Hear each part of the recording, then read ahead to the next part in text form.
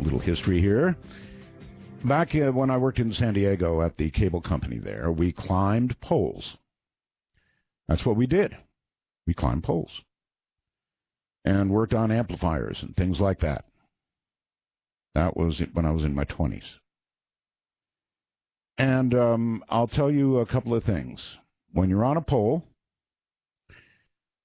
and you start having trouble, I mean really serious trouble, as in you're going to burn what's called burn the pole, you have two choices in life. One, you can grab the pole and go down fairly slowly. But if you've ever looked carefully at a phone pole, you will see that there are upward-facing splinters, big mamas of splinters. So if you grab the pole, as you go down, your body will ingest splinters wherever it touches the pole. And then for the rest of your life, you will either have partial splinters within, or you will have a lot of splinter scars. And the second choice is push off. At that critical moment, I decided to push off. Well, I was pretty high up in the air. When I came down on my butt and my elbow and impacted the lower part of my back. And ever since then, it sometimes does what it did yesterday. And I was walking. The fact that I'm sitting here is amazing tonight. But I was walking, and it was really hurting. Now, don't ask me what causes this, but it just locked. And it was like somebody took a knife and stabbed it in my back, and I went to the floor real quickly. Where I stayed for a while, by the way, and then with the help of a chair got up. So it was really bad. Bad. That's what happened yesterday. And for, well, all day, I couldn't move much. And yes, by the way, before everybody sends me their back cure when they hear about this. No need, folks. Been to the doctors, had the MRIs, all that kind of stuff. So don't send it. I know what's wrong. They know what's wrong. I've seen those ads on TV where you go in for back surgery, and they do a little tiny cut. And then when you're done, they put a Band-Aid on your spine and you leave. I thought that was cool. And I asked my doctor about that because, I mean, who doesn't want a couple minutes of attention and a Band-Aid, baby, compared to open her up and put a steel bar in there? And so, of course, I asked my doctor about that commercial. He said, yeah, but it's not for your back, buddy. Actually, when I had my original MRI here just, I don't know, decade ago, the doctor came back in the room, said a word that I cannot repeat here on the radio about the state of my back. But it starts with F. You know, he told me it was really up. Anyway, every now and then, a couple times a year or more, it does that to me, and it's scary. All right, let me cover, by the way, just before I get to that, you know what? When budding talk show hosts contact me by email or phone or however they're going to contact me, and they do by the score, many of them, they ask for advice. How do you get in? And I've only ever given one response because it's the only one I know to give. What do we do to get into talk radio, Art? What do we do? And my comment is always the same. Be yourself. That's the only advice I ever give anybody trying to get into this business, because if you're doing long-form talk radio and you're not yourself, you're going to get caught. It's as simple as that. So be yourself and you'll stay out of trouble. You know, it's like the advice your mama gave you. I am going to call attention to one thing because, you know, sometimes when you give advice, it doesn't sink in.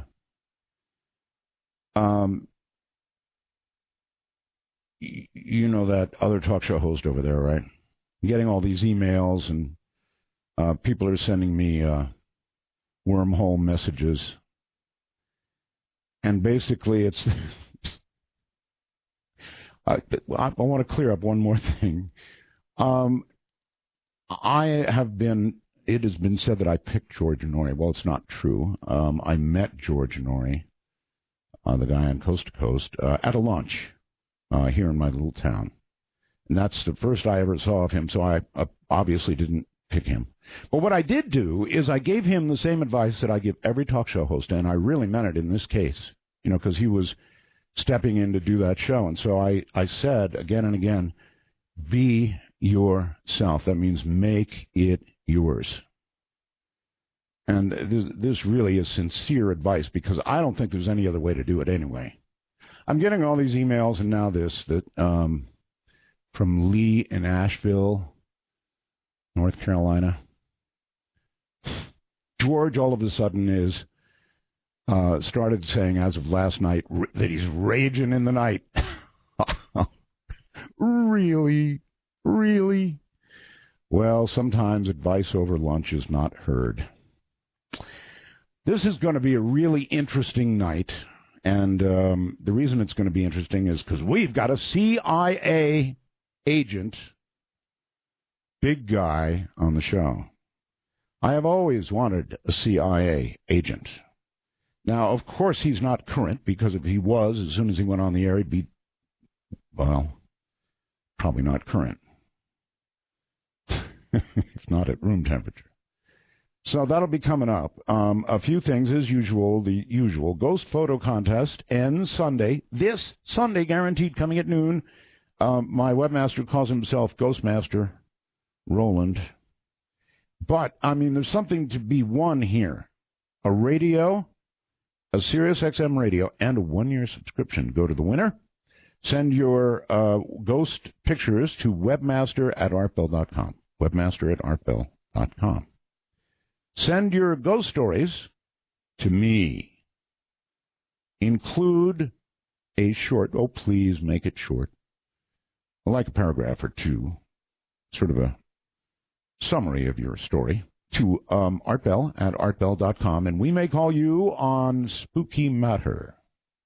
That'll be our Halloween show.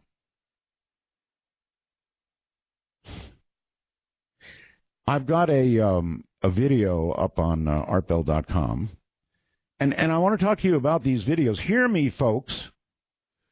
I'm going to put up videos and pieces on the website that I consider to be interesting.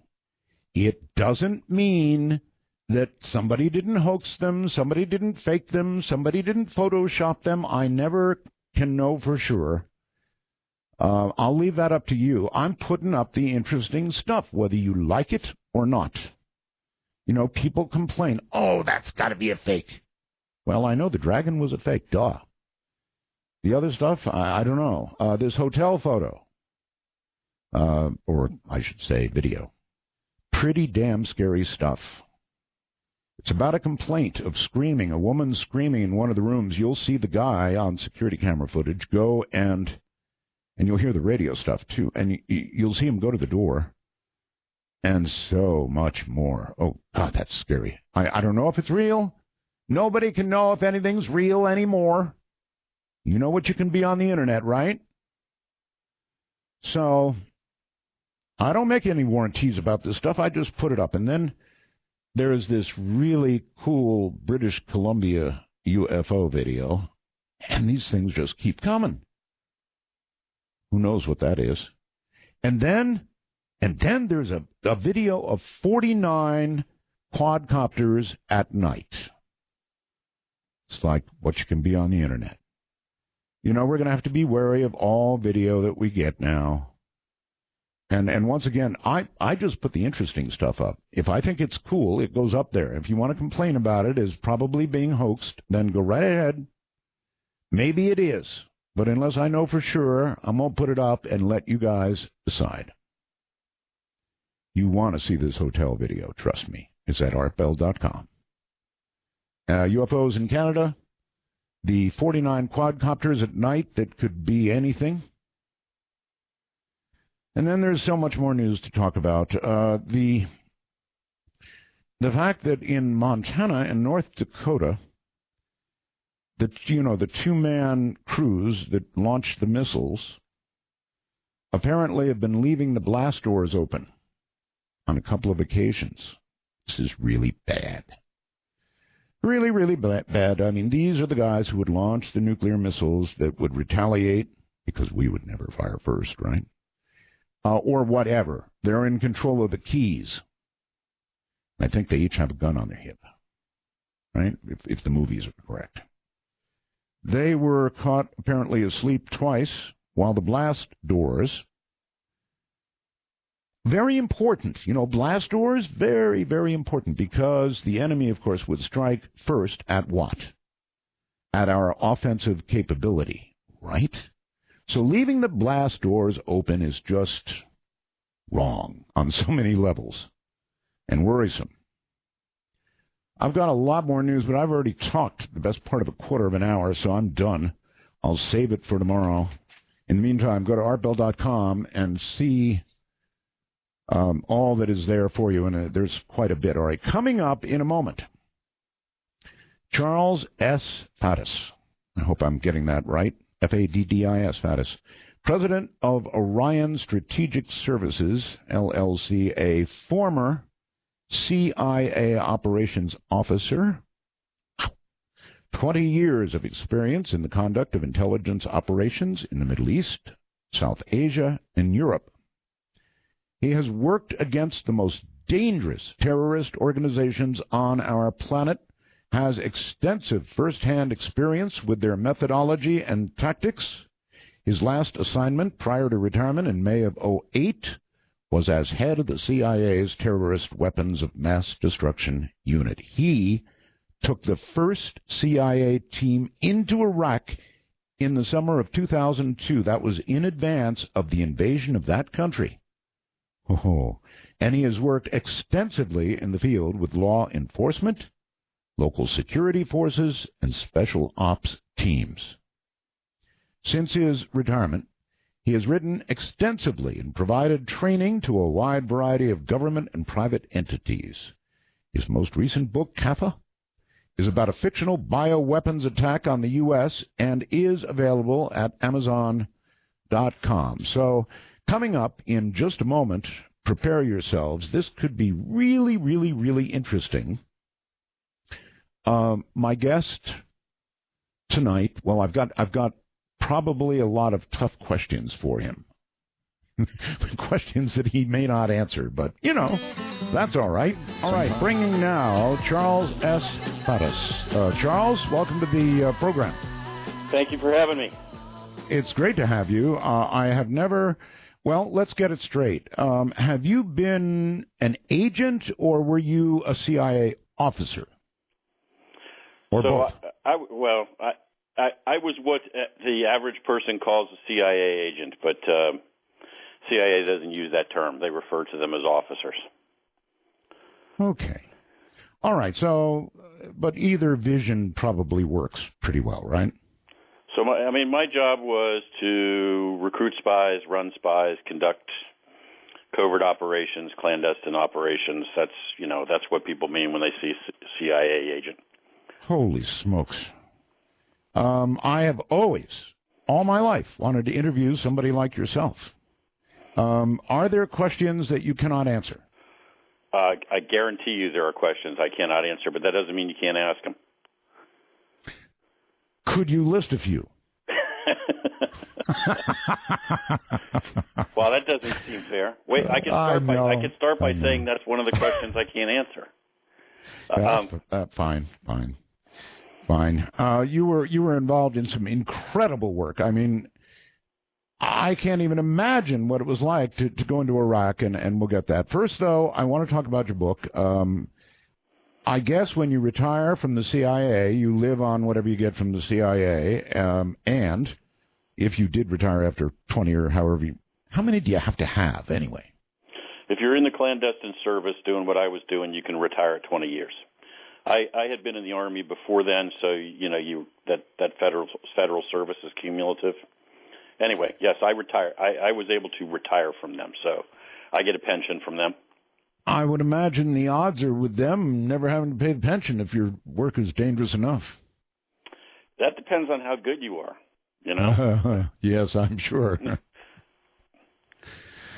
Listen, we've got a lot of time, and we can go into all kinds of areas that'll probably get you in trouble.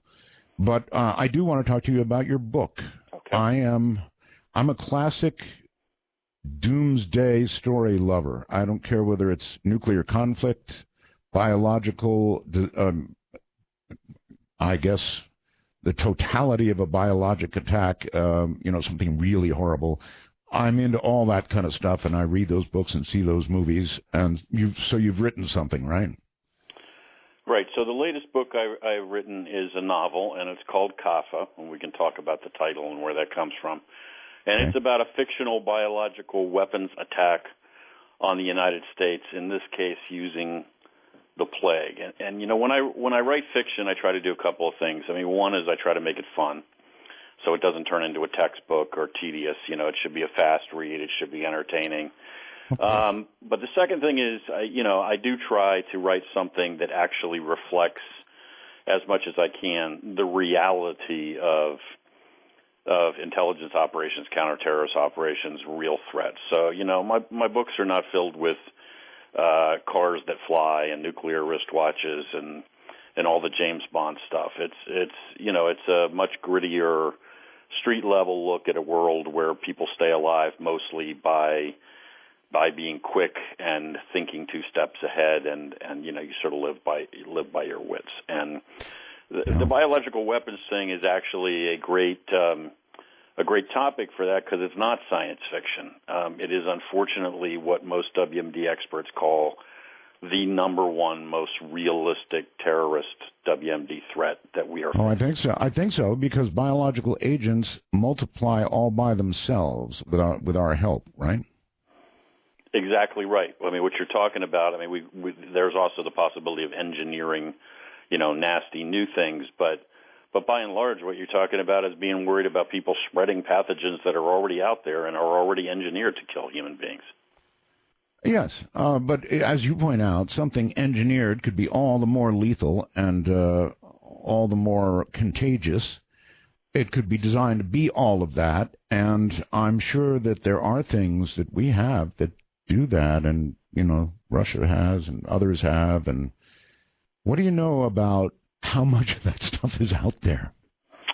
Well, both, let's talk about the U.S. and Russia right now. I mean, both countries have had in the past not only biological weapons programs, but large offensive biological weapons programs. In other words, programs that were designed to develop weapons to kill or incapacitate millions of human beings, to be used offensively to attack other countries. The U.S., I think, legitimately did walk away from that some time past. The Russians claim to have. But, there's a little, and I think largely that's true, but there's always a catch, right? So the thing is that both countries and a number of other people continue to pursue work that they would characterize as defensive. In other words, they pursue work in laboratories which is characterized as being designed to prepare us to protect ourselves. Well, sure. In reality, if you're mucking with microorganisms and you're researching deadly pathogens, whether you're trying to figure out how to use them offensively or defensively, you're still cultivating deadly pathogens. So even if you're not building bombs filled with anthrax, if you're cultivating anthrax and it's still sitting in laboratories, as we saw back with the attacks in D.C., over a decade ago, then you've still got deadly pathogens. You've still got stuff that can kill people. And if it gets out of those labs, it doesn't really matter why you made it in the first place. It's still going to kill people.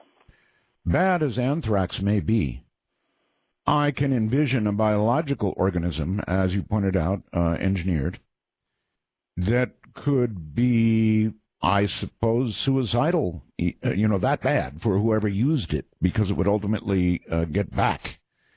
I'm sure that even those kinds of things, doomsday weapons, are probably being experimented with, and that's a scary thought. Well, you got a couple of things that are going on in that vein. First of all, we're facing terrorist threats from people who are obviously prepared to die. In fact, in many cases, seeking death in the course of attacking us, because that guarantees they're going to paradise. So if a guy's willing to strap himself with explosives and blow himself to pieces to kill people, he's certainly willing to, for instance, infect himself with a disease and serve in that way as a human bomb. The other thing that's going on is there already is a lot of research with engineering pathogens. This has been very controversial in the U.S. We have labs where they have been working, basically taking a look at things they're afraid of, like the avian flu, and they're afraid it will mutate because these organisms mutate and evolve all the time. They're afraid that they'll mutate and develop the capacity to be transmitted much more readily directly from human to human. And so what they do is they then deliberately try to engineer it to do that so they can figure out how to defend against it. Right. So if you think about that, that's a little, and therein lies the rub, right? That's the controversy. Is like, okay, wait, so you're afraid that this might happen. So we're creating it. So you're making it happen. And what happens when that organism gets loose out of that lab, either unintentionally or because, one of your lab assistants took it out in a vial and handed it off to some group, you've just doomed us all. Yes.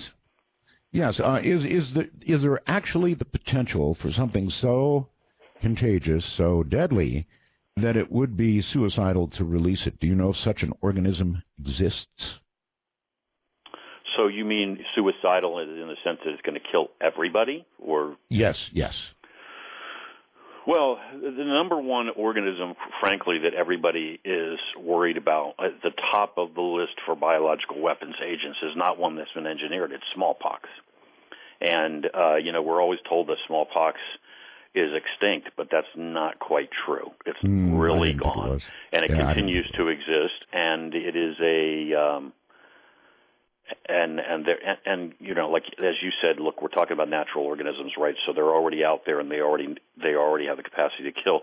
They grow. They're organisms. You don't have to steal a ton of a virus or a bacteria. You steal enough to then culture it and cultivate it and grow it, and then you have whatever quantity you want, depending on how much time you have and how good you are at doing that. So tiny quantities of smallpox, in other words, could then basically allow you to develop an entire program. And that terrifies the hell out of people, because that will, I'm not saying it'll kill everybody on the planet. It will kill vast numbers of individuals, potentially millions and millions of people. And the use of any such really, really deadly pathogen like that would be, the risk would be that a great number of your own people, whoever your own people are, would also die, right? We've got air travel. Things go around the world real quickly. That's right.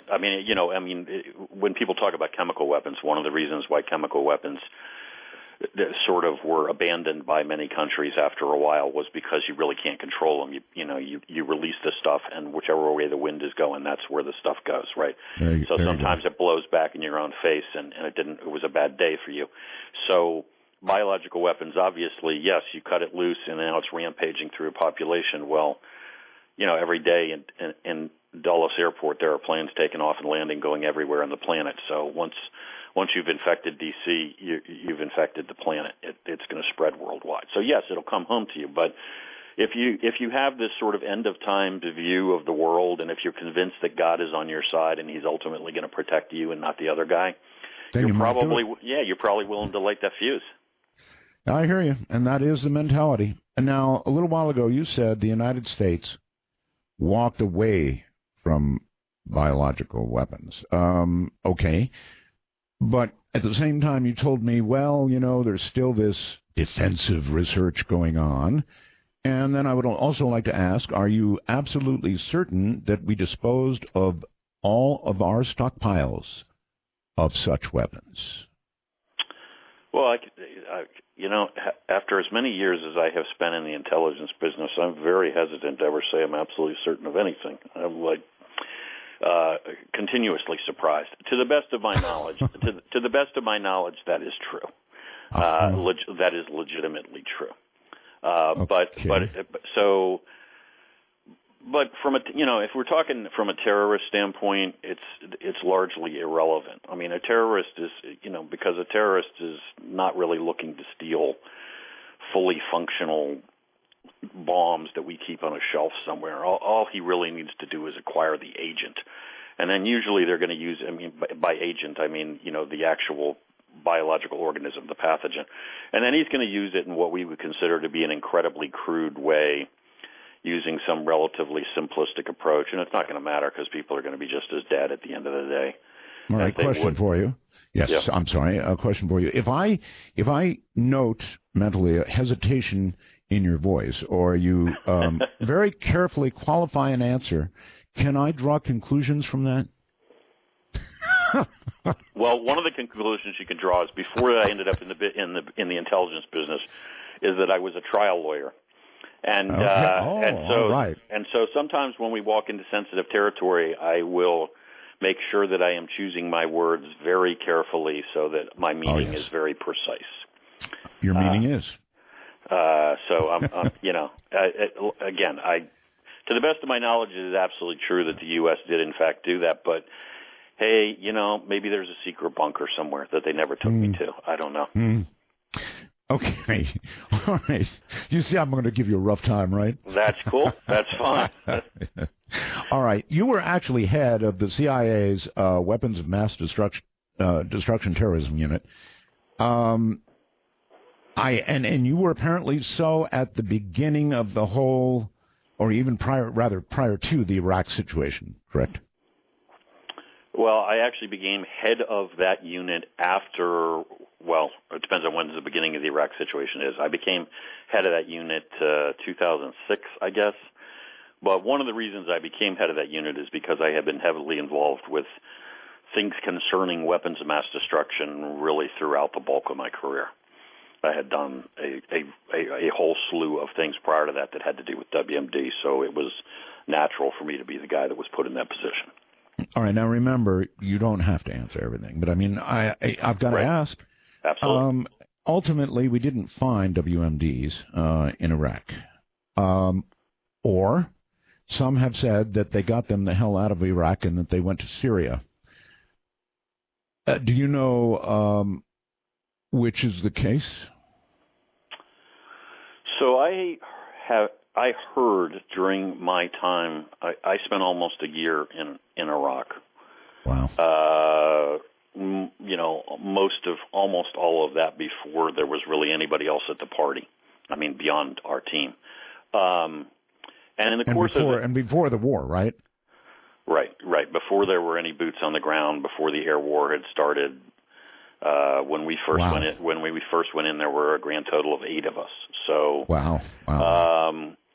And in the course of doing what you're doing, which is collecting intelligence, you're talking to a lot of guys. So you hear a lot of stories, and some of them turn out to be true, and some of them turn out to be lies, and some of them indicate that the guy you're talking to has a serious mental illness and everything.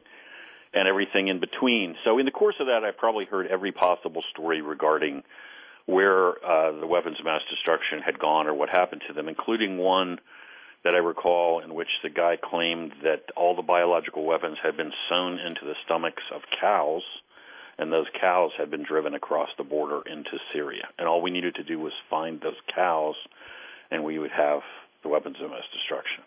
He did not have a plan for how I was to identify the cows in question and differentiate between them and all the other cows in Syria. Were you actually asked to chase cows? Well, no, the guy that was talking to me was telling me this, the source. He was telling me that I should go have our people go to Syria and find the cows. He was he believed that. I don't think he was deliberately lying. I think he was just crazy. To the best of my knowledge, what happened was that Saddam Hussein did something that would only happen in a place like Iraq in the Middle East, which is he made a decision that he was, in fact, going to disarm because he wanted to get rid of UN sanctions. He wanted to get rid of UN sanctions, by the way, so that once the UN was gone, he could reconstitute his programs. Okay. And then he simultaneously lied basically to all of his own people and everybody in neighboring countries, telling them that he was lying to the UN. So He got rid of the weapons, but then told his own people, including his most senior officers, many of whom with whom we met, that this was a lie and that they were all still in hidden bunkers. This is the kind of twisted logic that goes on in the Middle East.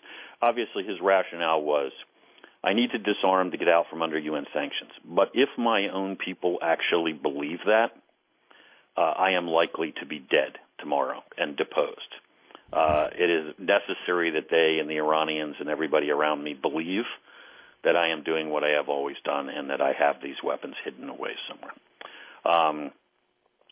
You would have thought at some point he would have figured out that this is kind of signing your own death warrant, but apparently that never dawned on him. Anyway, to the best of my knowledge, there really were no weapons of mass destruction in Iraq. When we went in afterward, and eventually we found some stores of old chemical munitions, mostly stuff that the Iraqis didn't even realize they still had. All right. Well, of course, we prosecuted that war based on the premise that weapons of mass destruction were indeed there. Yes. Is it your view that that really was the premise that launched that war, or just the publicly stated premise? No, it's my view that a lot of that the people who launched that war believed that was true, but it did, if that had not been the premise, they would have found another one, if that makes sense. In other words, it does. It makes a lot of sense. The decision was made that we were going to get rid of Saddam.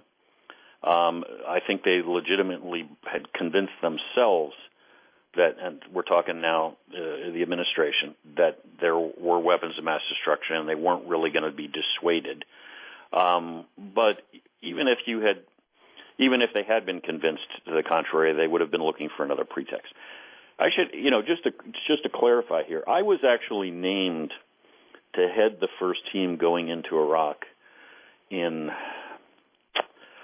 either January or February of 2002. Okay. And at the time that I was named to head that team, I was told that I was in charge of that. By the way, I shouldn't complain about that because I not only volunteered for it, I more or less demanded to take it. Okay. So I got what I deserved. But in any event, the word was we were sending in teams. I basically demanded, said, hey, I based on prior experience, I need to be the dude who takes the first team in. They agreed. I went. So we were told that we were going into Iraq certainly by February 2002. We didn't actually get in until that summer, but that has to do with delays. We were attempting to get in there prior to that. And our mission from the day the team was stood up was to prepare the ground for an invasion. So we were not told. I mean, obviously, when you go in on the ground in a mission like this, you have a lot of requirements. And obviously, you're going to go collect on weapons of mass destruction. But we were not told, go find out whether or not they have weapons of mass destruction. We were told, we know they have weapons of mass destruction. Mm-hmm. We are going to invade. That decision has already been made as of February 2002. Primary, in addition to everything else you're doing, your number one mission is go, what we would call in the trade, prepare the ground for the invasion. Gotcha. You be the first guys on the ground to prep the ground for the military invasion. The decision has already been made by the president. It will happen. That's dangerous. Can you give me a clue of what preparing for a ground invasion would entail for 8 people? So we go in with 8, and then obviously over a period of time we flow in a certain number of individuals afterward, but the size of the team still stays small. In other words, we're never talking more than a few dozen individuals total. Gotcha. We're collecting intelligence on the Iraqi military, for instance, because the U.S. Army and the U.S. Air Force have endless things they'd like to know about everything. Their comms, their weapons, their morale, their logistical system, yada, yada, everything in the world. So we're collecting boatloads of intelligence. We're establishing relations with the locals, with the Kurds in the north, so that we're prepared to bring troops in. So we're checking roads, checking bridges, checking infrastructure. We're identifying places for drop zones, helicopter landing zones, I mean, there's an endless amount of work. Some of it is strategic intelligence. Some of it's grunt work. I bet. On what premise were you entered into Iraq? You mean like what was our cover? Yeah. Yeah, I don't. Non-existent. We were hiding in the mountains with the Kurds. That's what we were doing. As we used to tell new guys when they would show up and be worried about their cover, we'd say, "Listen, I don't know if you've noticed, but you don't blend. You don't blend here, well, like exactly. in my cousin Vinny. So there might be one really stupid guy in a village here who doesn't know that the Americans are up here, but he's the only guy. So just all right. Let me try this. Did you enter Iraq with a passport, or did you come in through Turkey? Or can you not answer that? I came in through Turkey. Okay. And we entered with the assistance of the Kurds, with the Kurdish people that live. Right. Well, you said you were in the north, so that would have. You said you were in the north, so that would have been my guess. So, yes. So we went in and worked with the Kurds. So that gives us, if you will, some sort of base of operations. It gives us allies. It gives us people to help us with security, that kind of stuff. Sure. All right, Charles, you're incredible. Stay right where you are. We're going to take a break. You can relax for a moment, and we'll be right back. The C. Crane Company would like to offer you a way to record this program with impunity and easily. It's called the CC Witness Plus, and all it is a little MP3 digital recorder and player. It's very, very high quality. So what you can do is just plug this baby into your computer or your phone or whatever. It'll record my 4-hour show, and you can listen at your leisure, or, of course, plug it into the SiriusXM radio. The CC Witness comes with a couple of gigabytes of storage on board. You can put as many as 4 gigs in it. Comes with 20 timers. It's easy to program. It produces CD-quality recordings. It's got an AM/FM radio and mic built in, so if you want to record a conversation, obviously you can do that. And it's got stereo speakers, and it'll fit in your pocket. So you never, ever need miss another one of these shows. The CC Witness Plus you can get it by ordering one right now. Not cheap, but worth every penny. I love mine. $149.95. $149.95. And it's all stored digitally, and you can do it again and again and again. Simply call them at 1-800-522-8863. And somebody said, Art, tell them C. Crane is not C as in S-E-A, but it's C as in Charles, Crane, ccrane.com. You can go to their website and take a look. And again, you can also call them at 1, and he was in the CIA. In fact, his last assignment prior to retirement in May of 2008 was as head of the CIA's Terrorist Weapons of Mass Destruction Unit. If you get a better guess than this, I don't know where he comes from. His book is Kaffa, and it's a fictional book, but, I want it, about a biological weapons attack on the United States. You can get it at Amazon.com. This is right down my alley. I mean, I just absolutely love this stuff. However, having somebody like you on, Charles, I don't know, drives it home and makes it even scarier, I guess, in a way. Getting back to Iraq for a second, you mentioned that the intel coming to you was that the weapons were there. And I know there was a lot of high-level political stuff that was coming to Washington that I guess later turned out to be not so true about the state of our intelligence there. What is, in fact, the state of our intel apparatus? Is it flawed and getting better, or flawed and sinking into the dirt? I think that, it would be fair to say up front that, look, we have a lot of really good men and women working in intelligence. We got folks out there pulling off miracles every day. We have a lot of them are, obviously still. A lot of them are folks that I worked with, good friends, and there are some, folks out there who have given their lives, particularly in the last decade. But I think particularly to focus on human intelligence, so running spies and collecting things, collecting intelligence the old-fashioned way. Mm-hmm. Honestly, we have a lot of work to do. I mean, it doesn't mean that we don't do good things or that we don't know anything or that there aren't great people. But I think that, we're not performing at the level we need to. We don't have the intelligence we need to have. I think that Washington has a tendency to try to solve every problem by bureaucratizing it, throwing money at it. And, the espionage and this arcane world that we're talking about is not a bureaucracy, and you can't run it like the Social Security Administration, and you can't bury it in rules and regulations. And quite frankly, sometimes the more people you have, the less well you're performing. What you need is a very small group of very eclectic people who think completely out of the box and who are very aggressive and very innovative, and then you need to turn them loose. I don't mean turn them loose in the sense of letting them break U.S. law, subvert the Constitution. I mean in terms of operations, legitimate operations. Let them exercise that creativity. They'll go out and move mountains. They'll steal the crown jewels. They'll do the impossible, but not if you bury it in the typical Washington morass.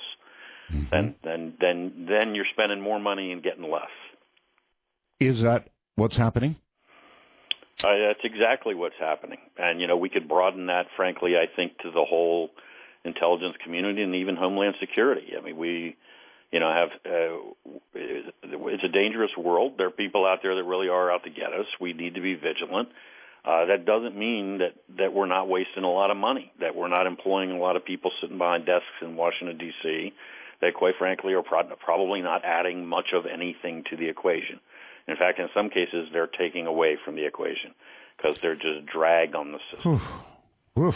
Oh, okay, so getting back to my original question, flawed and getting worse at the moment, I guess, huh? Post 9/11, good things had happened. We did give the CIA, for instance, focus on them more money.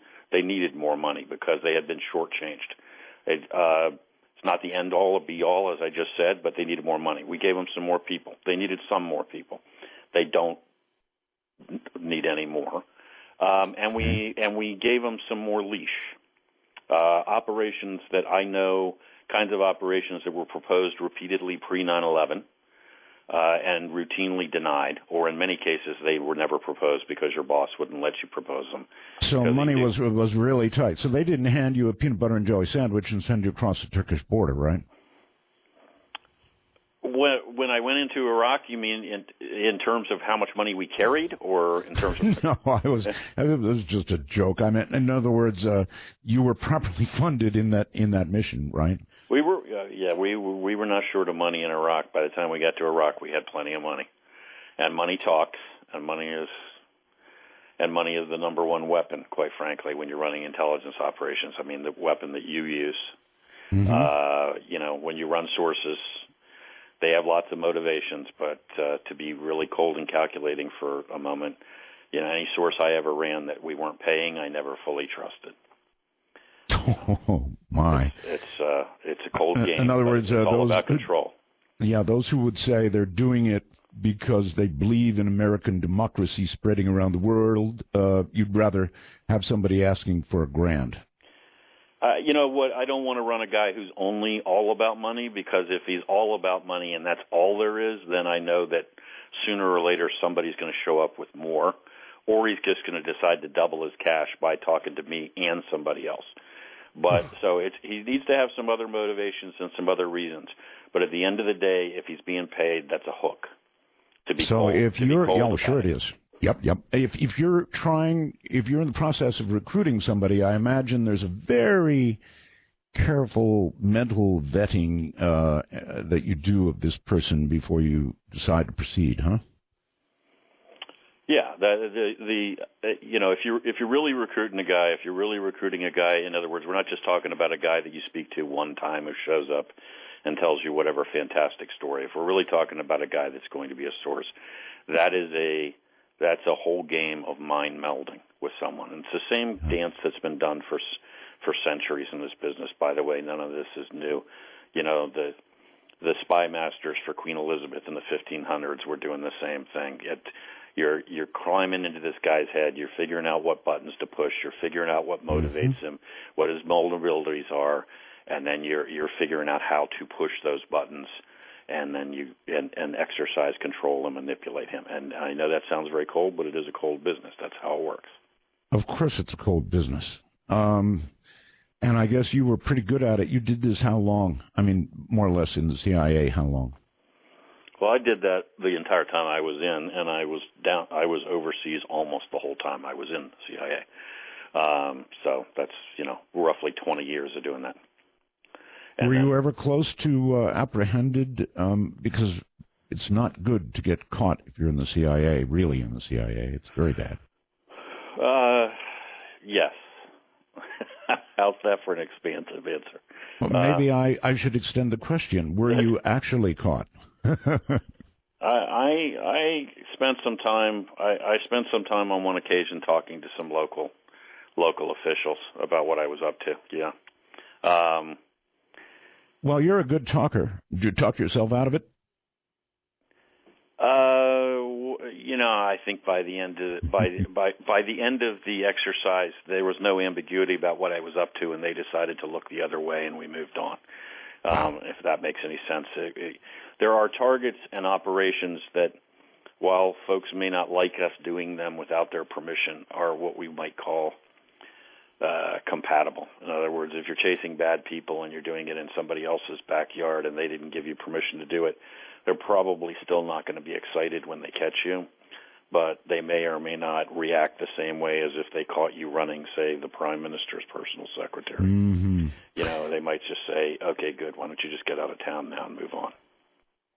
Interesting. Is there anything that you could say, knowledge that you have, that you could say tonight that would likely get you killed?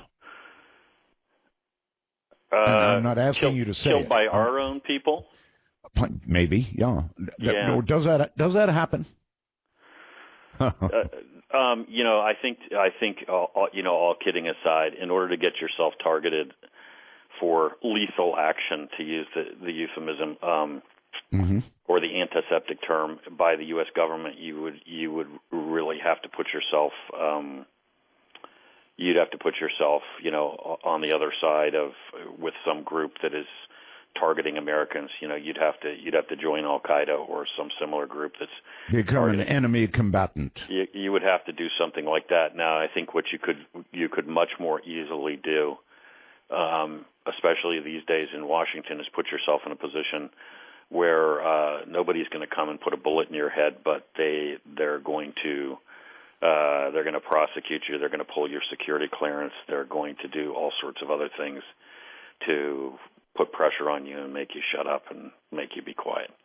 Well, in the case of a CIA operative, if he were to begin to turn, that would be far more dangerous than somebody from Cleveland, Ohio, who decides to join Al Qaeda in Somalia. You could potentially do so much more damage. So I would think you would be a special threat. You worry anytime you're worried about somebody who's been involved in that kind of stuff. You're not only worried about expertise, but you're worried about all the stuff that you carry around in your head, right? Because you carry around in your head the names of. We could talk all day about, in generic terms, about running assets, and nobody really cares because that business hasn't changed in a very long time. We start talking about identities of assets or specific pieces of intelligence or that kind of specificity, then we're in a whole different realm. Mm-hmm. When you leave the CIA and you're going to embark on a new career, you're going to write books, maybe you're going to go on talk shows like this or CNN or wherever you end up. In other words, you're becoming media active. Does the CIA have a way of having a chat with you about where you can and where you cannot go. What happens when you're working the way I was working? You're obviously undercover the entire time you're working because you don't run around overseas with a CIA badge. Right. When you decide that you want to leave and you want to acknowledge what you did, so in other words, to tell people I was in the CIA as we're having this conversation, you have to actually apply for permission to do that. You have to request permission from them. And then when they give you that permission, yes, they will effectively bless what amounts to a resume that says you can go into this level of detail about where you were assigned and what you did. And then when I write, magazine or, some kind of opinion pieces basically every week, plus nonfiction, plus fiction, everything that I write that has any connection to national security, national defense, terrorism, all this kind of stuff, I send to the CIA in advance of publication. And they actually clear all of that. I have never had an issue with them, quite frankly, because I know it's them having an issue with you that you have to worry about. Well, I mean, when I said that, I meant in the sense that there are people, other officers who are out who have written who, if you ask them about the clearance process at CIA, will begin to curse a blue streak and tell you that, it's ridiculous and that they've torn the guts out of things that they've written and it's all political. I've never had that issue with them. I have a good sense, obviously, of where the lines are between what's okay to talk about and what's not, and I don't try to cross them. So, for instance, we were just talking about cough on my last book. They cleared that in about 2 weeks, and they made no changes whatsoever. They cleared it as is, word for word, the entire thing from beginning to end. Obviously, it's a work of fiction. Well, then I want to ask this then. When you wrote your book, how much of your professional experience did you incorporate in it? A lot. I mean, that's one of my objectives when I'm writing. As I said before, when I'm writing is to try to give people, as much as I can, a feel for what it is really like to be on the street involved in this game, if I can use that term. So, are there points at which I have to hold back? Yes. Are there specific, exact, precise techniques, what the CIA would call methods, that I do not incorporate, or I fuzz the picture slightly so that we don't give away too much trade secret? Yeah, 100%. There are also times, for instance, in regard to biological weapons in this book, I know exactly how this could be done. I incorporate enough of that in this book to, I think, make it. I mean, most people that have read it tell me that it's so realistic that it's terrifying. I will tell you that I still obviously leave some steps out. I don't want to write a primer that gets picked up. Yeah, exactly. How to go kill 1 million people. Right. So I leave some steps out, but I don't think unless you're a real expert, you will understand that those steps are missing. It'll never occur to you that there are any steps missing. Should there be a limit on what people are able to put on the Internet? That's going to be a tough question. I mean, people are telling you how to poison other people, telling you how to blow up other people, telling you how to make bombs, telling you how to, perhaps even biological weapons or chemical weapons. Probably there's a formula on the Internet. I would imagine this has made your job, or would have made your job if you were still there at the moment, infinitely more difficult, wouldn't it? Yeah, but this is, this horse is out of the barn. The ship sailed, whatever other tired old expression I'm going to use. Here's the thing about all of this stuff to do with weapons of mass destruction. Any idea that this is science fiction, or that only 3 guys with giant brains somewhere in a lab know how to do this stuff, or that most terrorist groups aren't focused on this yet, all wrong. Every terrorist group on Earth that I am aware of has for a long time been very, very focused on acquiring weapons of mass destruction. You kick in, and they have manuals on all of this stuff, and they send it to, and they trade it over the, they distribute it over the internet, and have been doing that for a long time. So you kick in a random door to a safe house in Pakistan, Iraq, name a country, and grab their hard drive off their computer as you drag the boys away, and guaranteed there will be manuals on that hard drive, along, by the way, with gigabytes of porn.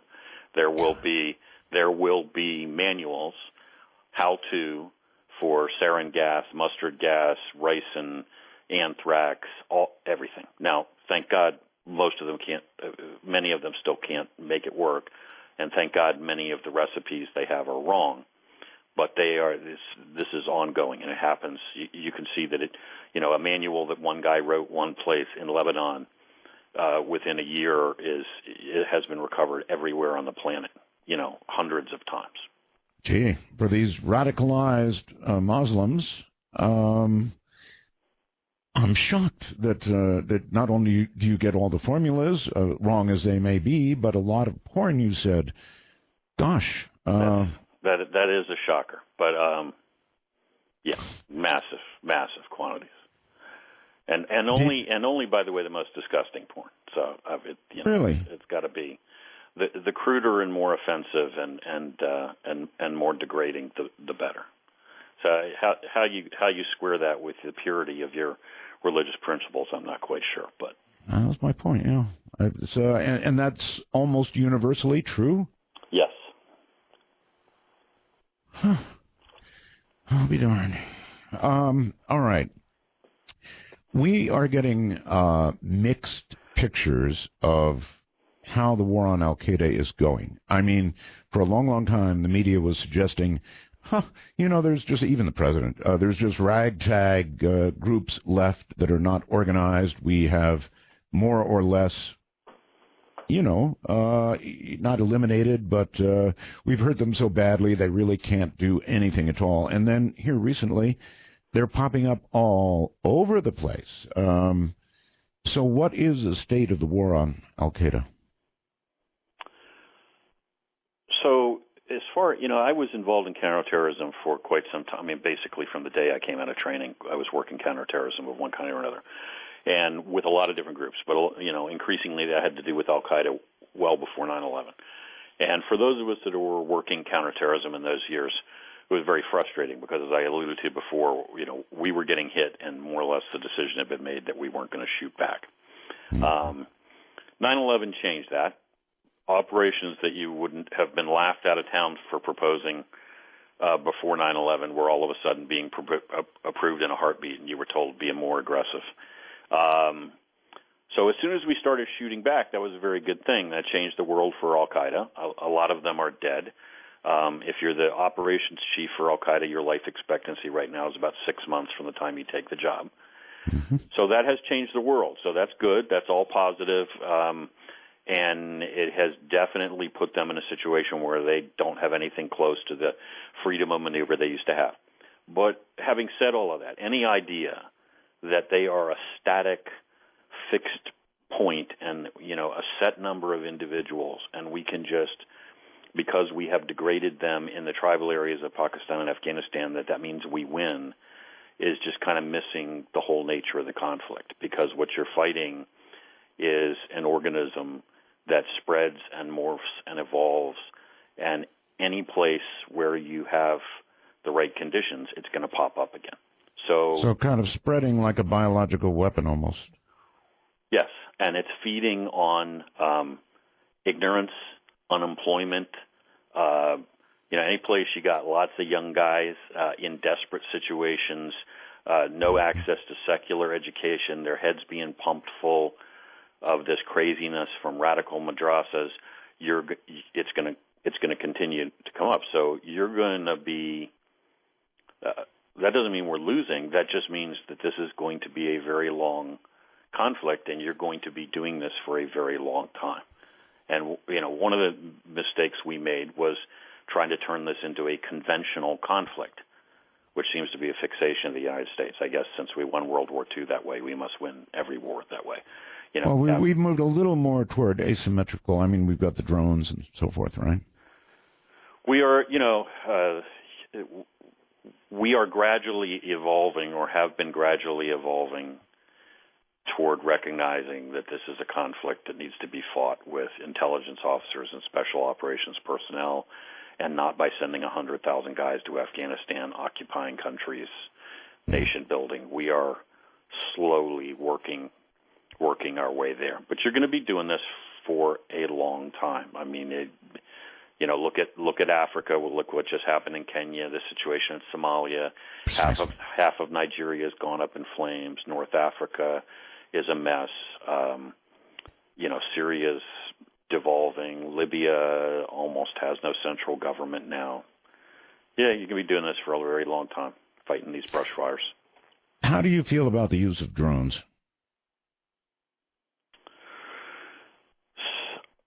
I think that the reliance on any particular method is exclusively, or more or less exclusively, is a bad idea. It's always a bad idea to stand on one leg. I think that drones are an example of something that is very attractive and seductive to Washington, because it's technology, because they can control it directly from Washington, D.C. Mm-hmm. So it's easy to get sucked into the use of this. But I think, frankly, we've overdone it. We've overused it. I think, it may seem really seductive to us that you can sort of pull a trigger in Washington, D.C., and no Americans are exposed, and the robot kills whoever it is it kills. But it's not transparent or invisible to the people in the country where you're doing it. If you're talking about the coverage of Pakistan, I'm one of the world's biggest critics of the Pakistanis and their lack of support for us. But the fact of the matter remains that what you're talking about is, without their permission, roaming their skies and killing their citizens.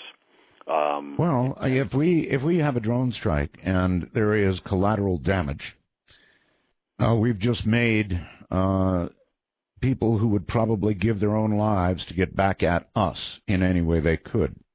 I would think, right? Yeah, and look, I mean, there are two problems with collateral damage. A is the quality of your intelligence, and I think people should not assume that I think people have this vision that every time a drone fires that we must basically know exactly who's sitting in that car. And we don't always. And I think that's not a valid assumption to make. Mm-hmm. There's that issue, and then here's just this sort of comment, in my opinion, applies to this and applies to all combat. Just forget all these concepts about surgical strikes, antiseptic this, limited that. I mean, yes, you can use more refined techniques, and you can try your best to limit collateral damage, and yes, you should, and I'm not saying you shouldn't. At the end of the day, war is about killing people and breaking things, and it's ugly, and it's messy, and the wrong people always die, and people always get caught in the crossfire, and the guy who never had women and children in his car before today will be transporting somebody in his vehicle, etc. Yeah. You will always, there is no way to blow things up in somebody else's country and not end up killing folks that didn't deserve to die. And if you're not prepared to, so just accept that, and either accept it or don't do it or whatever, but don't pretend like you're surprised when it happens. And right. It's ugly and it's nasty. I'm sure it is. Charles, hold tight. Better take a break. Charles, if I understand that it's a fictional book, but based on a lot of your experience, what I want to ask is, if you were to sort of give me a teaser with regard to your book, without giving away the farm, what would you say? So the reference to Kaffa is the name of a city which is actually today in the southern Ukraine on the shores of the Black Sea. And in the 1300s, Kaffa was a fortified city occupied primarily by Italian traders. These are the days of this spice road and so forth. And they were besieged by a Muslim army of Mongols, and the army besieging them began to be swept by the Black Death, the bubonic plague. And in desperation, the attacking army eventually began to catapult the bodies of its own dead into the city they were besieging to spread the disease amongst the defenders, which worked. They didn't really understand how the plague spread, but anyway, it worked nonetheless. The Italians, mostly Italians who were defending the city, began to flee by ship and fled back to Italy. And historically, this is traditionally been pointed to as the point of origin of the Black Death that spread through Europe. In other words, they brought the plague with them. It spread from Italy to the rest of Europe, and depending on whose numbers you believe, it killed over the next many decades roughly half of the entire population of the continent of Europe. So in the book, the term Kaffa is used as the code name for an attack on the United States by a terrorist group using the plague and using a very similar methodology, which is to infect individuals and then send them in amongst our population. Mm-hmm. Wow, scary stuff. Really, really scary stuff. And now a real-world question. If a terrorist cell decided that it was going to infect the United States or attempt to attack us with a biological weapon, let us imagine carried by human beings infected, martyrs, and they were sent across perhaps our southern border to various different places in the United States. Charles, would there be any way that we could effectively stop them?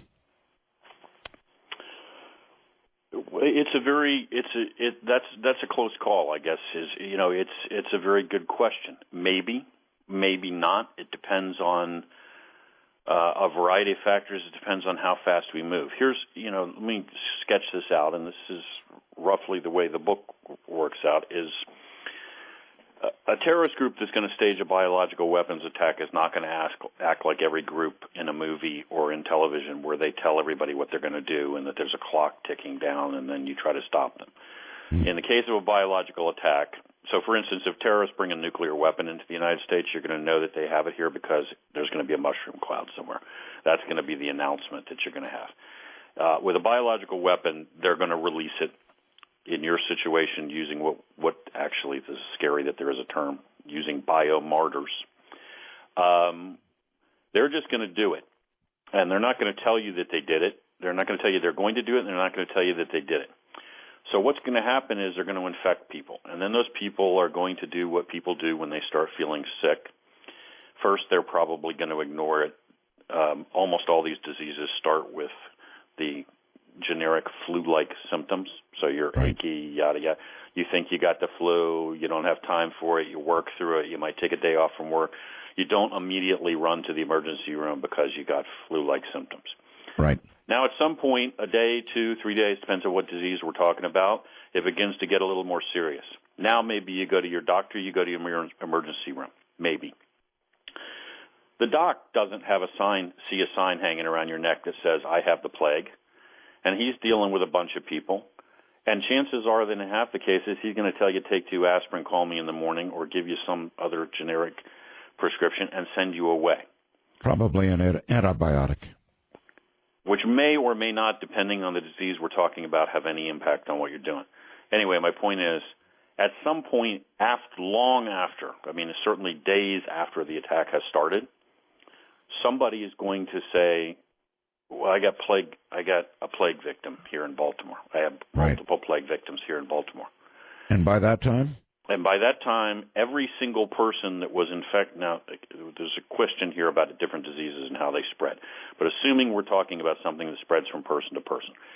So by that point, everybody that was infected has obviously come into contact with God knows how many other people that have already come into contact with God knows how many other people. And, as you referenced earlier, we're not living in the 1300s when it spread quickly enough.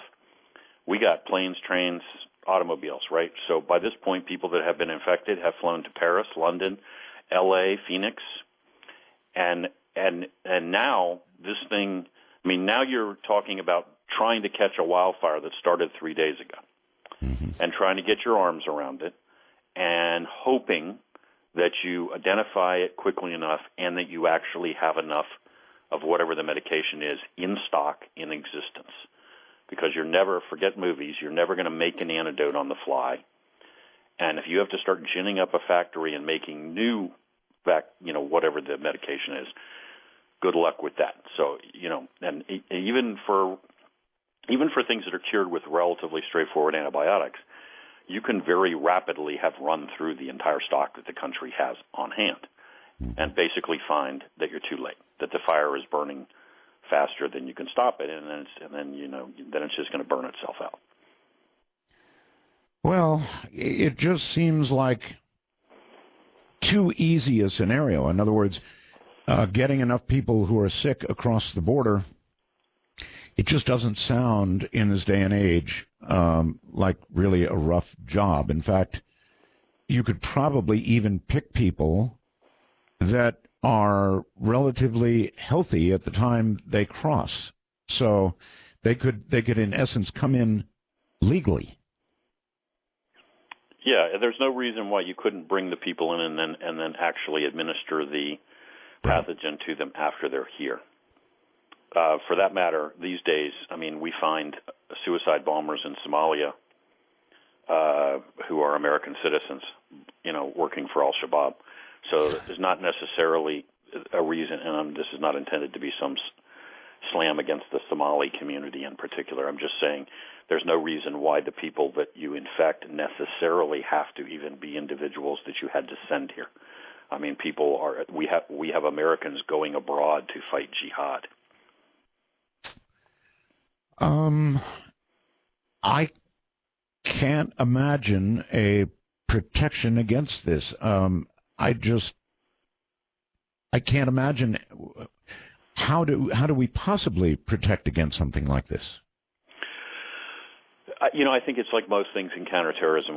There isn't a silver bullet. The way you fight it is you fight it on a variety of fronts. So one thing is that we ought to be aggressively going after every group every group has aspirations to acquire these kinds of weapons. But, we ought to be vigilant. We ought to be any group that looks like it's actually seriously pursuing this capability. We ought to be chasing them down. We ought to be doing a tremendous amount of work with our hospitals and healthcare providers to make sure that they don't just tell the guy who has the plague, here, take 2 aspirin and call me in the morning, that they're vigilant and that they're reporting and they're bringing things to people's attention very quickly. There are systems for that. There are a lot of people doing a lot of work on that. It's a huge task. I mean, if you're a doctor working in an emergency room in downtown Baltimore, then, you can get briefed 1,000 times on being alert for terrorist attacks and biological weapons, and then most days you got your hands full with gunshot wounds and people that don't have health insurance, and you got bigger fish to fry on a daily basis. The other thing, here's another thing that we talked a little bit about labs before. After we had this terrorist attack, this anthrax attack on Washington, D.C. over a decade ago. The point of origin was one of our own biological labs. It was the Biological Safety Level 4 lab at Fort Detrick, the U.S. military's lab.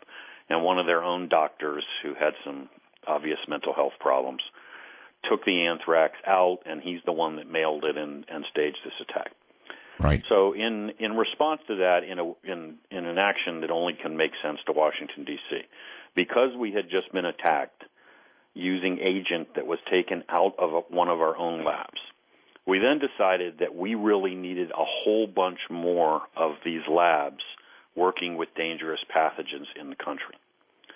So since 9/11, since those attacks in 2001, we have built hundreds more labs in which you can work with these agents. So the most secure labs are called Biological Safety Level 4 labs. There were, I think, if memory serves, 4 of them in the country in 2001. There are now 15.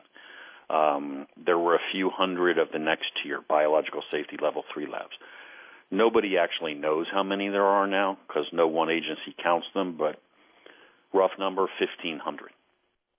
All of those labs, BSL 3 and 4, every one of them is at a level where you can work with the plague and anthrax in any of those labs. So what we now have is a huge problem with the possibility that a group can simply take one of these pathogens out of an existing lab, and our safety measures and our security measures are not adequate, and that's a gigantic danger. And by the way, there have been a whole bunch of government reports that have pointed that out, and no real action has been taken. That's another door we ought to close really, really, really fast before we find out that we get hit again with the plague or anthrax or something, and that it came out of one of our own laboratories. Let us take the plague. There are so many choices, but just let's stay with the plague for a second, Charles. From the time you would come in contact with somebody who has the plague to the time that you would, I guess, finally go to the doctor, I mean, how much time are we talking about? So, with a lot of these questions, the answer always begins with the always helpful, it depends. But the plague, like a lot of these diseases, takes different forms in the sense of what part of your body it infects. So when people talk about the bubonic plague, that's a reference to these giant bumps, these black bumps that appear in what they're called buboes that occur in your groin and in your armpits and stuff like that. And that could take several days, and you might have time to be treated. But there is another form, which is the pneumonic form, which basically means it infects your lungs. Mm-hmm. Here's the other key thing. The plague typically is referred to as being spread by fleas. I mean, what happens is it lives. The plague lives in the blood of rodents, really. In the United States, by the way, in prairie dog populations in the Southwest, it's still very common.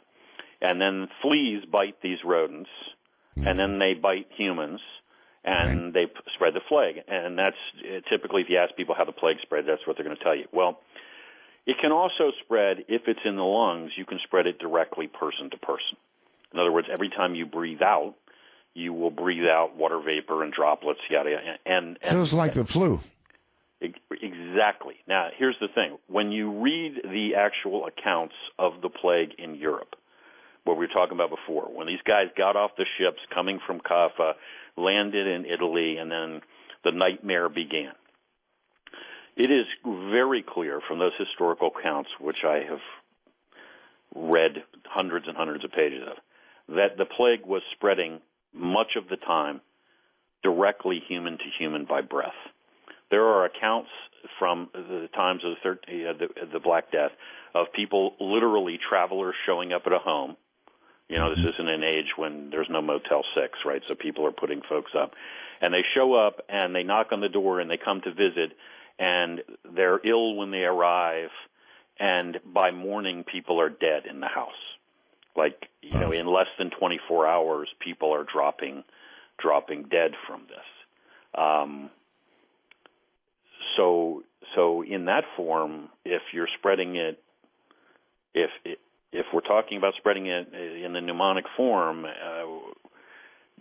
potentially we're talking about people dying really faster than you can do anything for them. Well, it seems to me that what you'd want would be a long incubation period and a very fatal outcome. But the longer the incubation period, the better. That means you get to spread a lot more before the alarm bells start going off. And by the time they have, incidentally, most people will have gone and infected our first responders, our doctors, nurses, hospital personnel. I see the way that would work.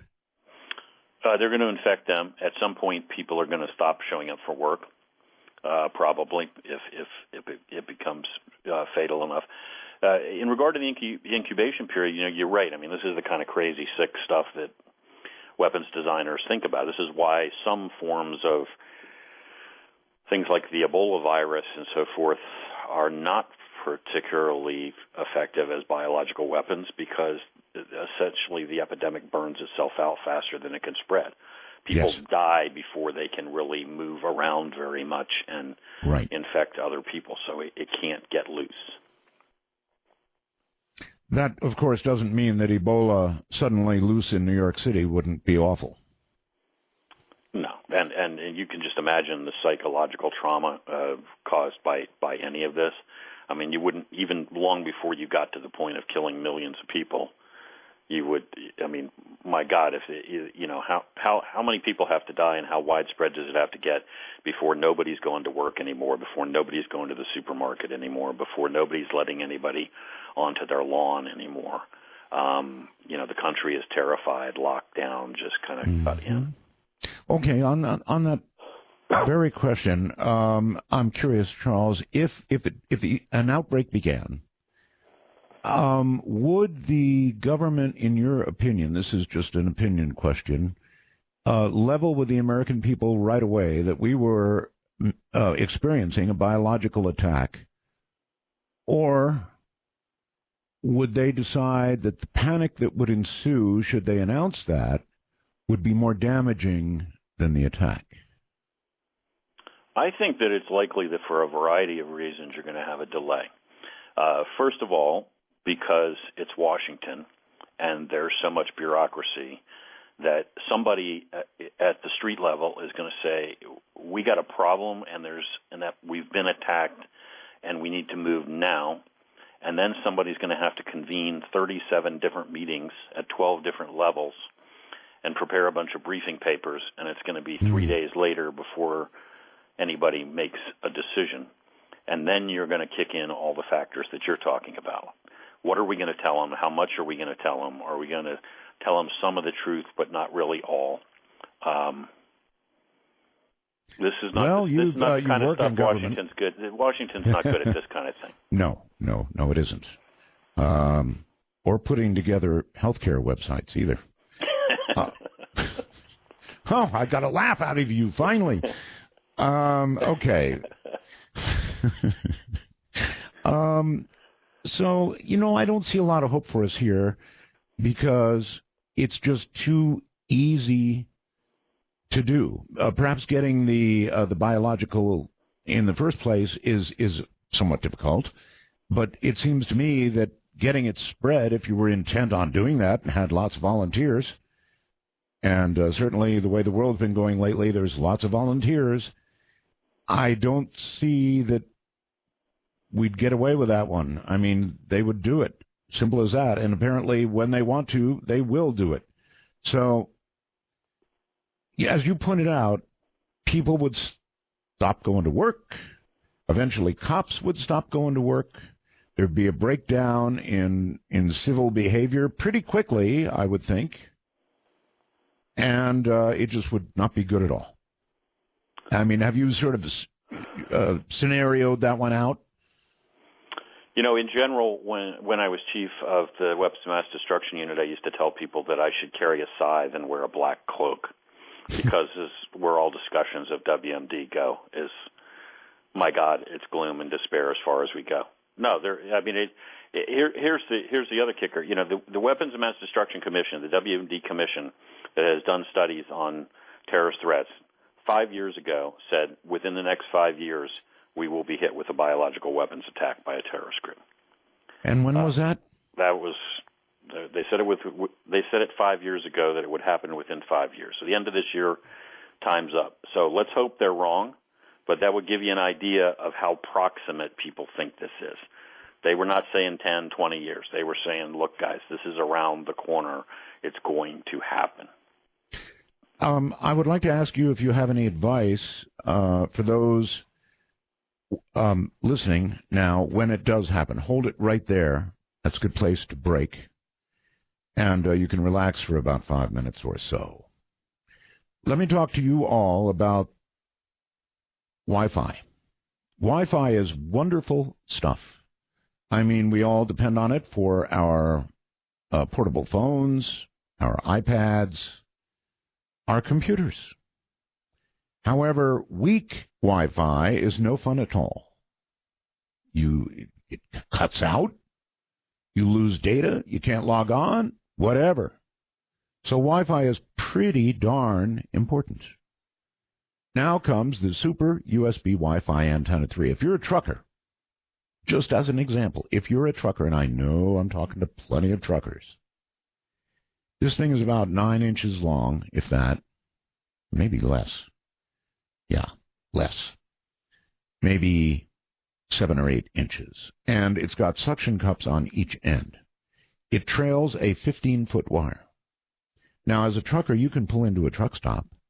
You can go, get it wet, stick it on the window, plug the USB into your computer, and you'll be seeing Wi-Fi signals way far away.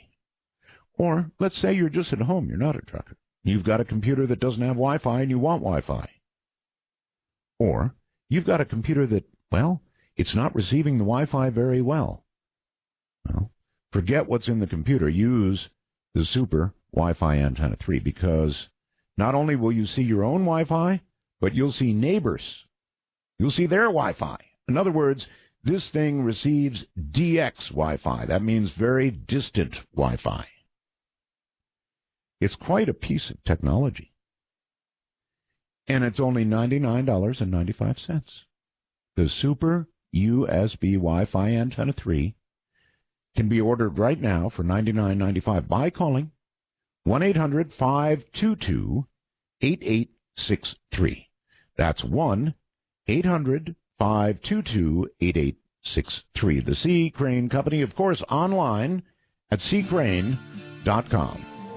Was CIA as recently as 2008, is retired, and talking to us about all kinds of things. And Charles, here's where I want to go. If something like this were finally revealed, and or you knew that it was coming, or it had already begun, what would be the best advice that you would give people in Cleveland and Santa Barbara and wherever, if it had already begun, what would you do?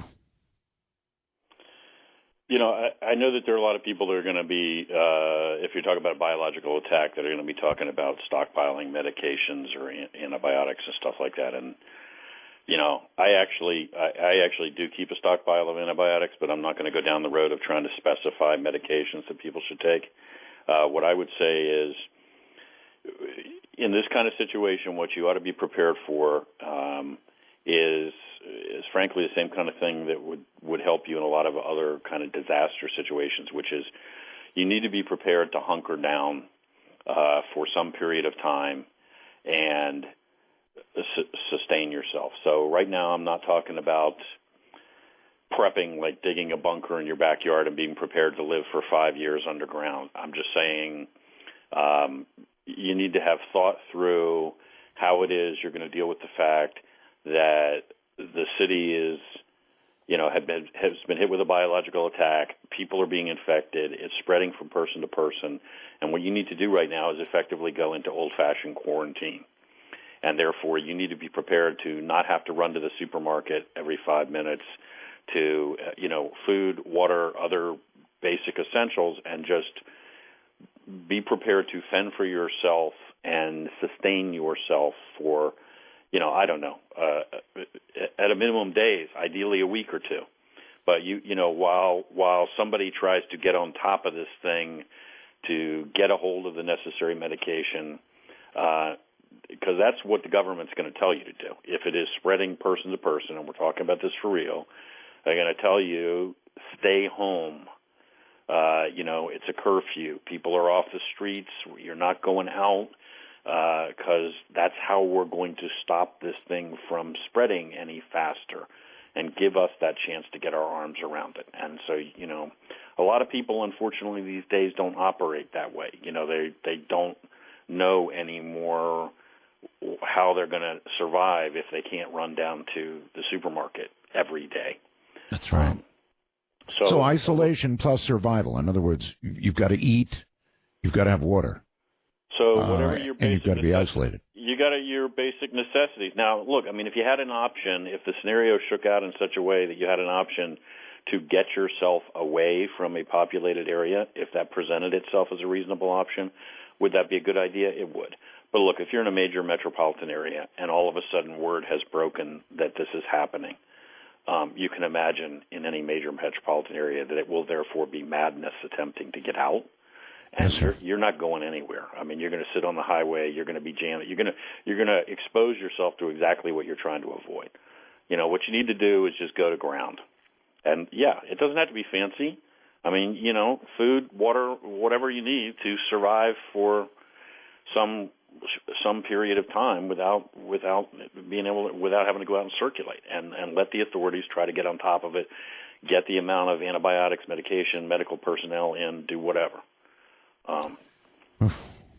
And if they have to come up with something to inoculate against whatever this is, then there just may not be enough time. Is that right? Well, there's definitely not going to be enough time. If you're talking about somehow trying to head it off completely and prevent there from being an epidemic, no, there's not going to be enough time. You're not going to go to the lab and, in TV movie style, create something in the space of 24, 48 hours, have a breakthrough, and then go around and inoculate everybody. That's not going to happen. Now, are you potentially going to be able to deploy something and stop the epidemic at some stage? Yes, but by that point, a lot of people are going to have died. I mean, it will have run its course. It will have already done a tremendous amount of damage. And again, it doesn't even necessarily need to be something that is an antidote, like some super secret antidote. It could just be as simple as antibiotics. I mean, the plague can, if you catch it in time and you know what you're dealing with, it can be treated fairly effectively with some pretty routine antibiotics. That's if you catch it in time and you know what you're dealing with, and so forth and so on. Those are all big ifs. But that doesn't guarantee that there are enough doses of that antibiotic for the number of people that may have been infected.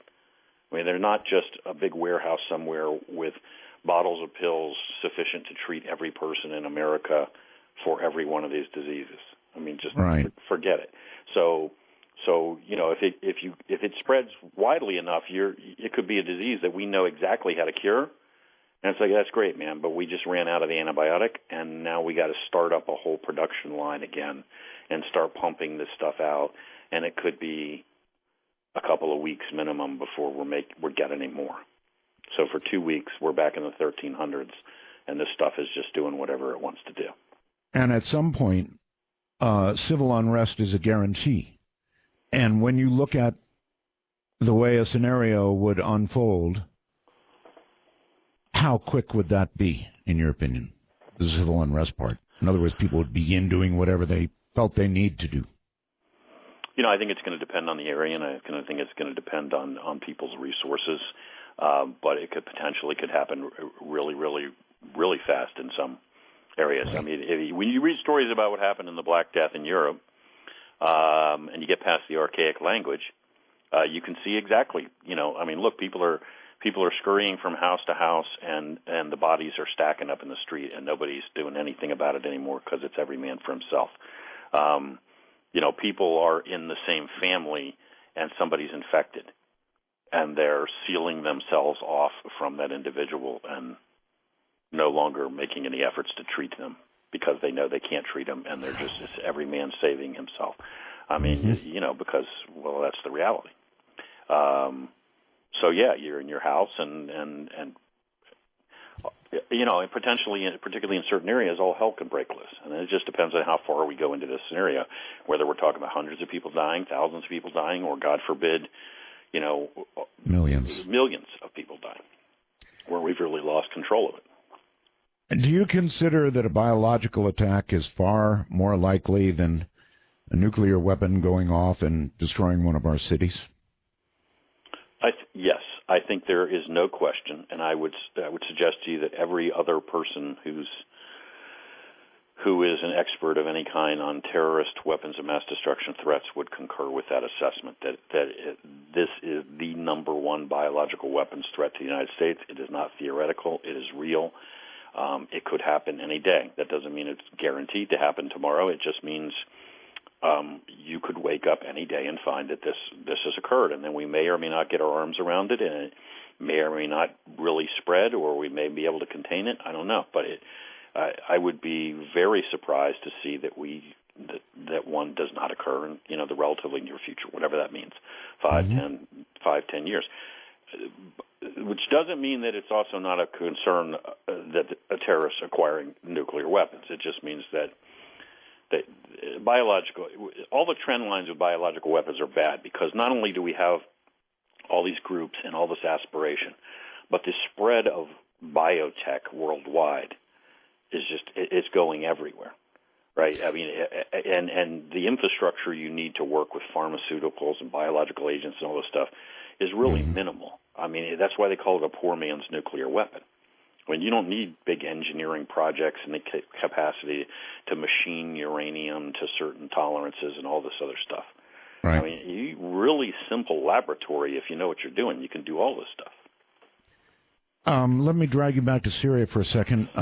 As we all know, they allegedly used nerve agents. I saw all the videos. It looked pretty convincing to me that nerve agents were used by the Syrian government. If they have nerve agents, it seems to me they would have also been working on biological agents. Do you know offhand if they have those as well? So there has been a lot of discussion and a lot of reporting for a long time that the Syrians were working with biological agents that they want. And then the question is, what exactly does that mean? Does that mean you're researching them? Does that mean you're producing them? They declared, actually, as part of this deal, if that's what it is, that we have, that the Russians and the United States struck regarding Syria and so forth. The Syrians had to begin this whole process of getting rid of their chemical weapons by declaring what agents they had, what chemical agents they had. They actually included on that list ricin. So ricin is not a chemical weapon. Ricin is a biological agent. It is a toxin. That's right. And at least in regard to that, they have openly and freely admitted that they have ricin in their possession. Oof. Okay. Is it your view that and by the way, after what you said, I darned if I went to Syria, I would not eat beef. Based on what you said earlier. No, you might find the biological weapons. Yeah, that's right. Close up. So if the Syrians do have biologicals, one can imagine if they have ricin that they have more. Do you think those, the really horrible things, will get turned over? It seems to me to be awfully easy for them to spirit those away to a location where they could be used in a last-ditch whatever. Well, at this point, look, you're talking about a war zone that's been going on for 2 years. Big chunks of territory are not under government control anymore. Stuff has been moved around. Government bases have been overrun. So the idea that somehow or another stuff is not going to leak out of government it's crazy to assume that somehow in the midst of that the Syrians are going to retain complete control over whatever they have. I mean, absolutely 100% possible, real. It could have already happened that chemical, biological agents, if they have them, have gotten into other people's hands and been moved away. Great. We just live in wonderful times, don't we? I'm searching for some good news. I just haven't found any yet. All right. Well, I'll lighten it up by asking, one of my favorite shows, clearly, is Homeland. I'm sure you watch it. You must watch it, right? I have watched some of it. I do not religiously watch it, no. Oh, really? Okay. I was going to ask you, I mean, it deals a great deal with the CIA. And so I was going to ask you if it was realistic in that regard, or... Some of it's realistic. Look, in any trade, I think when you're in the trade and then somebody writes about it or produces a show about it, there's all kinds of stuff that will drive you crazy as a person who's in the trade that probably does not matter at all to other people, right? I mean, if somebody puts together a program about your business and they're kind of going to blur together people that do 3 or 4 completely different jobs into one composite character, and that's absolutely, and that's going to drive you completely nuts. Dramatic license. I mean, you'll find out. If they make a movie out of your book, you'll find out. There you go. Well, I'll be happy to have that problem. But so one of the things about Homeland that drives me crazy and probably turns me off to it is that every CIA person in every show these days is an analyst who somehow is also a field officer. So they're a headquarters officer and an analyst, and yet they run operations in the field. And those are not just different jobs, but completely different animals. I mean, if you walked into a room in a briefing and there were analysts sitting down with case officers, you would know precisely. The folks with the number 2 pencil stacked up in front of them and the legal pads would be the analysts.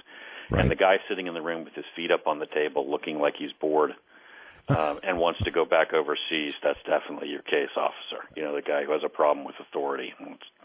So in other words, he is bored. He does want to get overseas, and he's wondering why he's locked in with these nerds.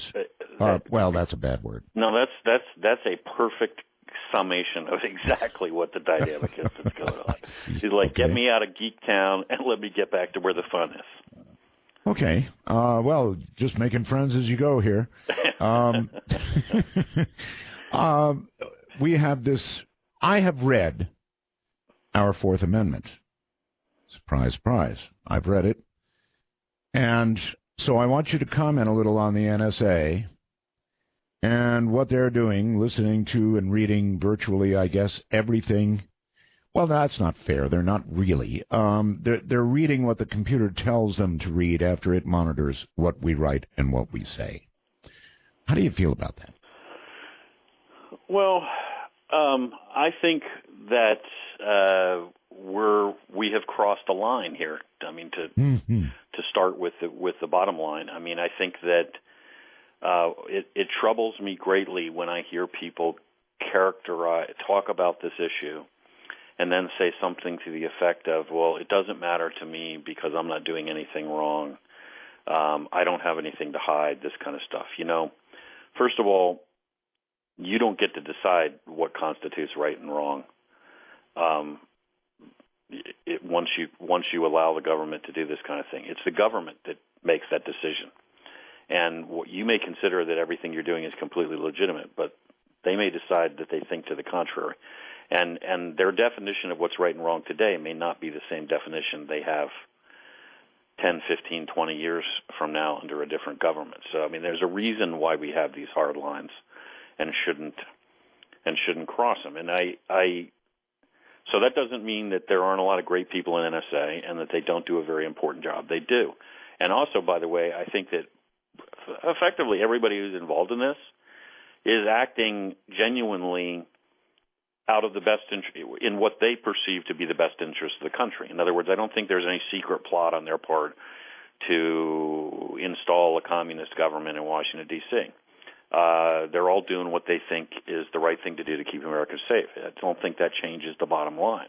The bottom line is the Fourth Amendment is there for a reason, and we should not be allowing collection on American citizens to the degree that we are allowing it. We've gone too far. It's dangerous. We ought to roll it back. One would have to think that if this went to the U.S. Supreme Court, if they ever accepted a case and looked at this, there is no way it could pass constitutional muster. Just no way. I would hope so. But also, let's keep in mind that, the Congress has the capacity anytime it wants to revise legislation, pass new legislation, establish new standards. So, I mean, just because even if it was somehow declared that yes, it's technically constitutional, does not mean it has to be allowed. I mean, that's the outer boundary of what's permissible. Congress can rein this in any time it wants. I think that going back to, we were talking earlier about the size of the intelligence community, national security apparatus, and so forth. Right. Okay, we live in a dangerous world. We need protection. We must be vigilant. We don't need all of the people we have. We don't need to spend as much money as we do. In many cases, it's not only not making us any safer, it may be making us more vulnerable because bureaucracy does not equal results. I think a lot of people are afraid to just say that and confront that, and I think a lot of those people are on the Hill. That when NSA claims, if we don't do this, we're all going to die tomorrow. And I know I'm being a little sarcastic, but that we have to do this or we're all completely exposed. That they are loath to say, you look. It's very difficult to find somebody who will stand up and say, really, I don't believe that. I don't think that's true. I mean, even if it is true, I'm not sure it justifies selling our civil liberties down the river, but in any event, I'm not sure that's true at all. I'm not sure that this is the only way we can protect the country. Well, here's a question for you. Is it working? It being this mass sort of... The NSA mass monitoring, yeah. Is it working? Are we catching people with little vials of biological crap getting across the border? Yeah. Right. So here's my response, and I'm going to avoid talking about specific NSA things because we're going to get into territory that I really can't talk about. Oh, come on. Let's go there. Specific name things. But I think I can answer your question without naming specific programs. I don't think that this is the way. I mean, having spent a lot of time doing counterterrorism, and I don't know. Not in my experience. This is not the way you catch bad people. Which is not to say that technical capabilities are not extremely valuable, but they're very valuable typically when you already have a reason to be focused on somebody, or at least on a location, or at least on a group. The whole idea that we intercept basically every electron flying through the air in the entire world and run it through a giant computer and it automatically tells us who the bad people are, I don't believe it's possible, and B, I don't know of any evidence that suggests that actually works, and that's what's keeping us safe. I mean, I think what keeps you safe is those capabilities in combination with actually having people. I'm an old case officer, so I'll betray my prejudice. Guys out doing it the old-fashioned way, wearing out their shoe leather, running sources, focused operations, and then you're listening to the bad guy's phone and you're reading the bad guy's email, not intercepting every email on the planet and then trying to figure out which one of them's talking about a real wedding and which one of them's talking about a terrorist attack. That's right. All right. So having said all this, you don't think it works, particularly, and you do think that it slices and dices our Fourth Amendment rights. So, having said all that, Snowden is a hero or a traitor? Well, look, obviously the discussion that has resulted, I think, is productive. But when you take the quantity of data that Snowden took, jump on an aircraft, fly to communist China, take another aircraft from communist China to Russia, where you are now mysteriously living at their pleasure, I think it's really hard to characterize you as somebody who has chosen the right way to deal with these issues. And I know that there are no easy answers, and I know that being a whistleblower often doesn't really seem to give you the protections you should, and I'm not sugarcoating any of that, but I'm just saying when you steal a whole bunch of classified information and you jump off a plane and you next show up in communist China, I think you're going to have a really hard time convincing me that you're really on the side of the angels now. I think you've made some really bad decisions. I think you've crossed some lines that you can't cross. And I think if people really think that he has gone to communist China and now to Moscow, and that somehow or another all of the information that he is in possession of did not end up in the hands of adversaries of ours, that they are being exceedingly naive. I'm with you all the way. Stay right where you are. So Charles, if I'm sure Snowden would say that, look, yeah, I crossed a line, but the United States crossed a big line, our Fourth Amendment line. He would say that. Now, if he had not gone to communist China, if he had not gone to Russia, if he had simply stayed here and taken what was going to come, would your attitude be different? Well, it would depend, obviously, on exactly what he did when he was still here. But, yeah, I think that would be a major distinction. I mean, well, he goes to the New York Times, the Washington Post, and dumps. And then holds his hands up and said, "Okay." I don't have some crystal clear, perfect answer to this situation. I think the reality is that under this administration, which promised coming in that it was going to be the most transparent ever and so forth and so on, that we have actually seen more retaliation against journalists and individuals for leaks than we've ever seen before. A lot of efforts to discourage people from coming out and talking things that, are completely at odds with what the Obama administration represented it was going to do when it came in. I understand that environment. I've been critical of that environment as well. What could he have done? How about take all of this and go to members of Congress? There are plenty of members of Congress that have been highly critical of this, that are supportive of the civil liberties arguments. Look for measures like that to pursue it here domestically. We have now, with revelations coming out, again, I think I'm on record pretty clearly where I stand in terms of, yes, we need to dial things back. We are we're taking actions we shouldn't be taking. We have problems with the Fourth Amendment, agree 100%. But we're not just we're not just discussing that. We are now discussing, every day it seems, rather technical, intricate details of capabilities that the National Security Agency possesses, irrespective of exactly how they're being used. We're telling people all over the planet exactly what their capabilities are. Well, fine, so we should not be using those capabilities on our own citizens, but we might very well want to be using them to know what the People's Liberation Army in China is up to, or what Al-Qaeda was planning, or Al-Shabaab is getting ready to do. No argument. And every time we compromise one of those things, an adversary changes their methodology, right? Every time you find out your telephone's tapped or that they can access your computer this way, or so, you change your methods. You stop communicating on the channel you were communicating on. You stop sending traffic the way you were, and an entire stream of intelligence dries up. And that's the reality of what happens when you compromise operations, and that's the cost that we are paying. So a bunch of bad guys out there probably going, okay, no more Hotmail. Well, I mean, yeah, and we're talking, and we're yes, I mean that's an example, and we're talking way beyond that to specific capabilities and ways in which NSA does it.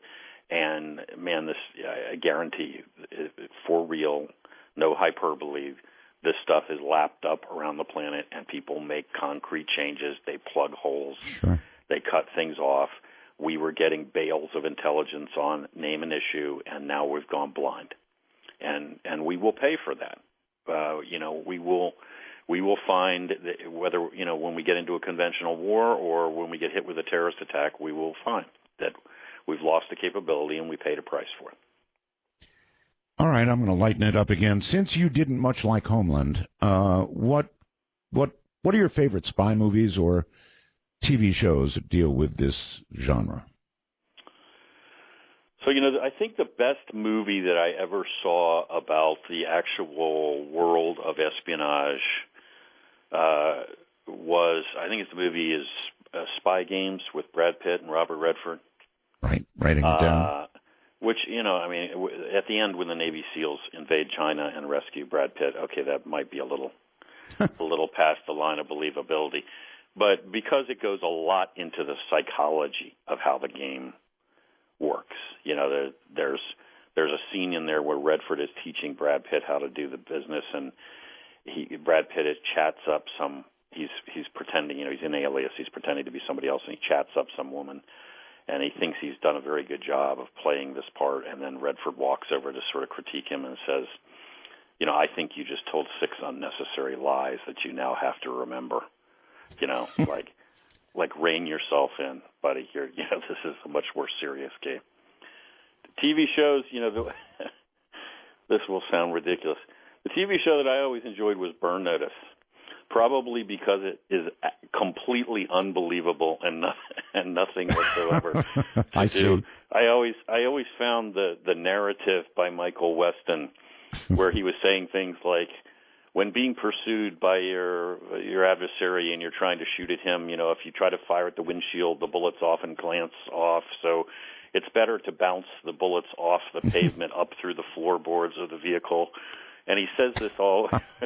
I'm sure the actor's laughing too when he has to narrate it. But it's like, really, because here would be my prescription. Don't get pursued by people shooting at you. That would be how I would handle that situation. Yes, indeed. Don't get into a gunfight in the middle of the street. That would be my sage advice. Does a CIA officer / agent, whatever, go through an entire career without firing a bullet in anger? Yourself as an example. Well, it is. Without talking specifically about myself, it is most definitely possible. Absolutely. I mean, look, whether you're carrying a weapon or not carrying a weapon, and that probably depends on where you are and what's going on. I mean, your job as a spy is effectively not to be caught. Not to be caught, and for them to not even know that you robbed them. I mean, your job as a spy is effectively the same job as a con man. A con man does not simply swindle you and take your money. He swindles you and takes your money, and you don't even realize you've been conned. You're still, you're blissfully ignorant of what has just happened to you, that you have been fleeced. That's the essence of a con. That's what distinguishes him from a thief. So, I mean, a spy doesn't break into an office, crack a safe, steal the plans to the secret weapon, and then run away in a blaze of gunfire, because what happens is they just change the design of the weapon that you just stole the plans for. What you do is you break in, take the plans out, copy them, put the plans back into the safe, put everything back exactly the way it was, and creep off without anybody ever knowing that you were there. That's the essence of espionage. So if you're pulling a trigger, in most cases that means something has gone catastrophically wrong. I sensed when you accepted yourself from the rest of the response. This is another one of my pregnant pauses. Yes. So I guess I should not go there, huh? I was involved in a significant number of operations in areas like Iraq or other areas where counterterrorist operations, where obviously we, U.S. government writ large, were heavily involved in lethal operations, which are not really classic espionage type stuff. So, I mean, I'll leave it at that. Yeah, I've been involved in a number of operations where plenty of people got killed. Okay. Did you, regarding the killing of Osama bin Laden, did you know, without identifying, did you know the female depicted in that movie? I know of her. I don't really know her. I know a lot of people who know her much better than I do. Would they say that the movie was an accurate portrayal? Those people? No, I don't think that anybody on the inside thinks that was an accurate portrayal. I mean, in some ways, it's an accurate portrayal of her personality. But any suggestion, which I watched that movie, and that movie, parts of it drove me crazy. But any suggestion, which the movie, I mean, basically the movie is based on this premise that if it wasn't for this one person, we wouldn't have ever found bin Laden, and she sort of spearheaded the entire effort over a period of years. And I'm not trying to take away from her contribution or say that she did not make a significant contribution. I'm just saying that's a completely erroneous picture. I mean, that effort involved hundreds of people over years, and many, many, many other people that made at least as big a contribution as she did. What would you say to somebody who would come to you? As I mentioned earlier in the show, a lot of talk show hosts come to me and say, "Hey, Art, what do I do? How do I do this? Advice, please." If somebody were to come to you, let's say graduating from college, and they would say, "You know what? I'm really thinking I'd like to be in intelligence. I'd like to be in the CIA. I'd like to be an operative, actually."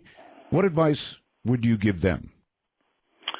Well, I actually do. I talk to a fair number of people who ask me that question. Pretty much, several times a month, I get approached by somebody who has exactly that conversation with me. What I try to do is I try to be completely straight with them. I mean, I think the CIA is a vitally important organization. I obviously think there are things we need to fix. There's a lot of very serious work that needs to be done, but it's a vitally important organization. When I was a case officer on the street, abroad, running assets, running operations, as far as I was concerned, there was no better job in the world.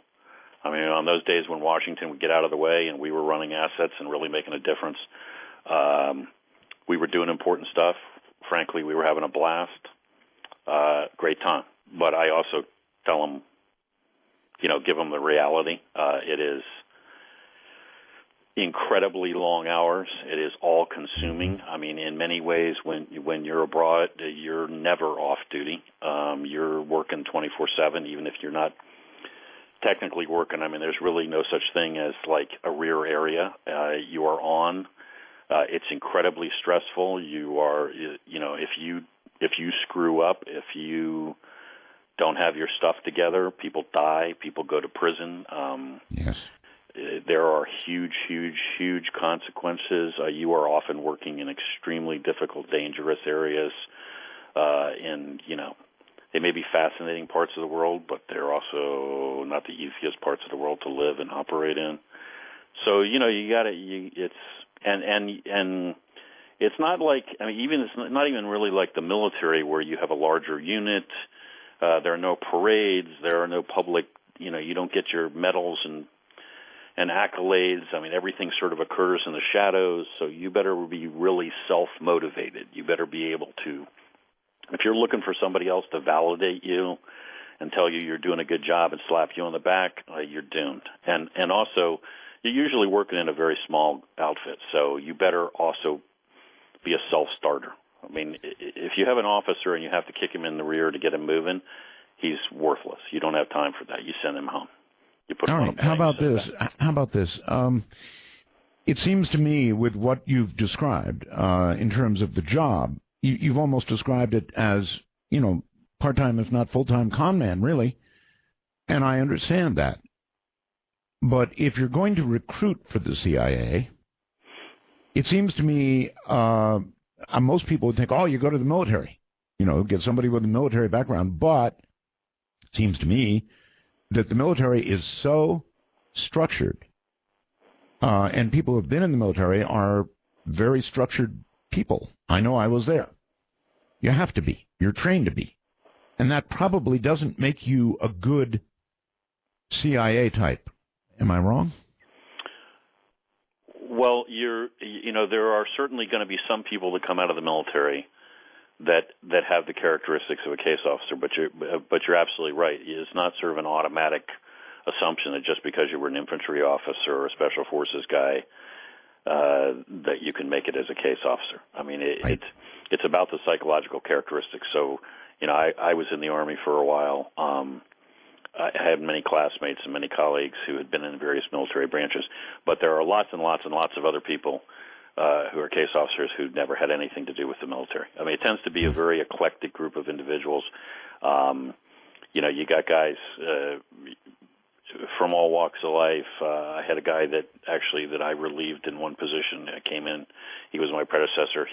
His primary claim to fame before he joined the agency is that he had been effectively a backpacker and low-level smuggler in South Asia for a number of years. Other guys that have been ski bums. It kind of takes all kinds. It is more than anything else. I mean, you got to be fit and you got to have certain skills, but more than anything else, it's a head game. So that comes down to the psychology you have to be able to deal with massive shades of gray, lots of ambiguity.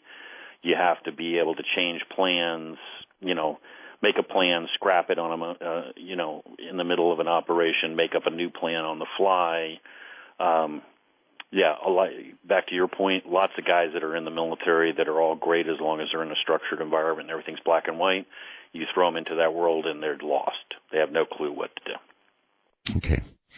I want to ask you about a different kind of spy, and those are the casually recruited ones. I have a very good friend, college professor, who lives in Bangkok, and he travels extensively in Southeast Asia, and there have been a couple of attempts to recruit him for specific jobs. For example, reporting back, and I'm not going to name the country, but the progress of certain airfields at certain locations that he was able to go to because he's a college professor. How frequently does the agency go to these kinds of people for relatively smaller jobs, but nevertheless information gathering?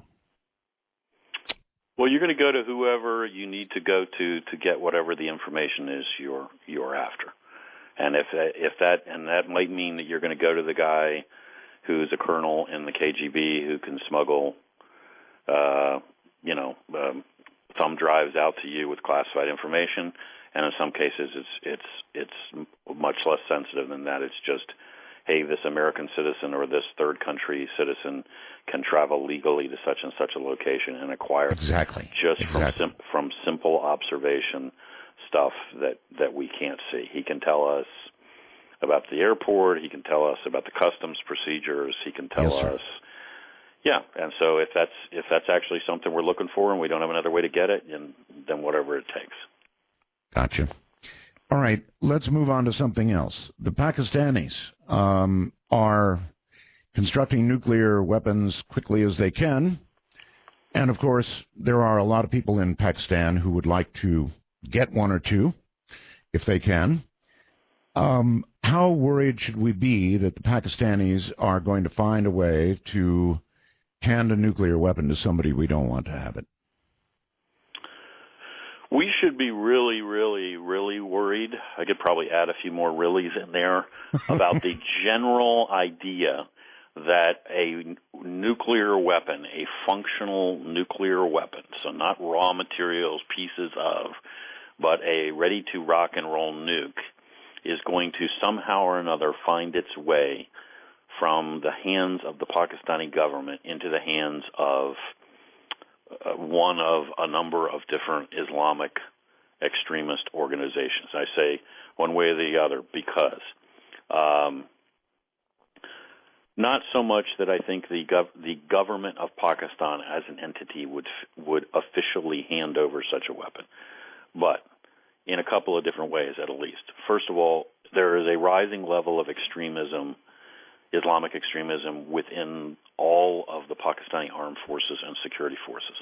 Mm-hmm. These are the guys that used to be referred to as sort of the bastions of secularism in Pakistan, and the reason why it was okay that they had all these nukes because they would make sure they never got into the wrong hands. But all of those organizations are now increasingly filled with extremists. In other words, sympathizers with terrorist groups.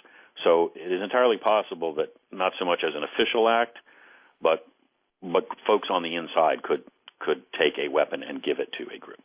And then the other thing that has happened in Pakistan is there have been quite a number of assaults on major military installations that have been largely successful. Like Pakistani extremists in sufficient numbers have overrun the defenses of an airbase, gotten onto the runway, destroyed jet fighters.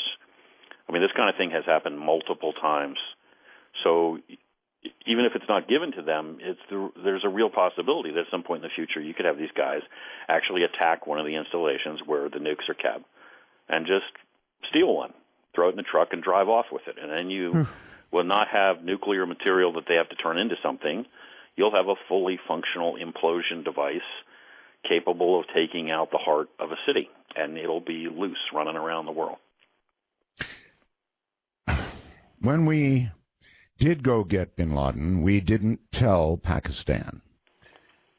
This upset them greatly.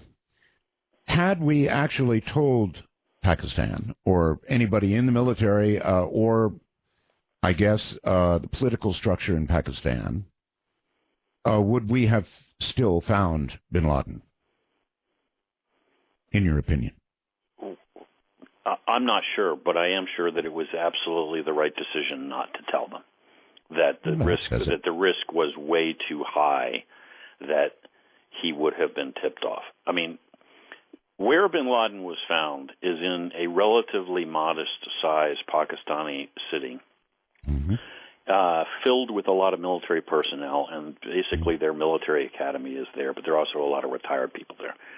Now, this is a country that's filled with terrorist activity, filled with drug cartels, the kind of place where there's a lot of nefarious stuff going on. Every house of any consequence has a walled compound. You have multiple servants, and you always have a guard on your gate at night, probably during the day.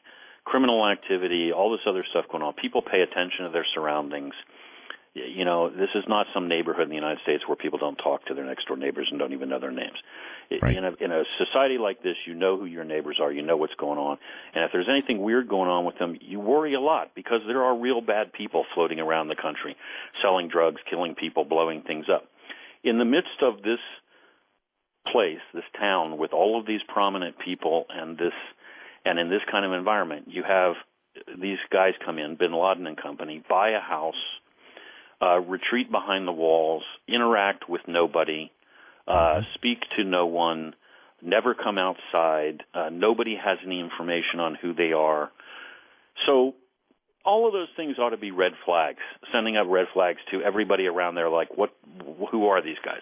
Not necessarily that they would say, hey, I bet that's bin Laden, but this doesn't smell right. These guys could be involved in some kind of criminal activity.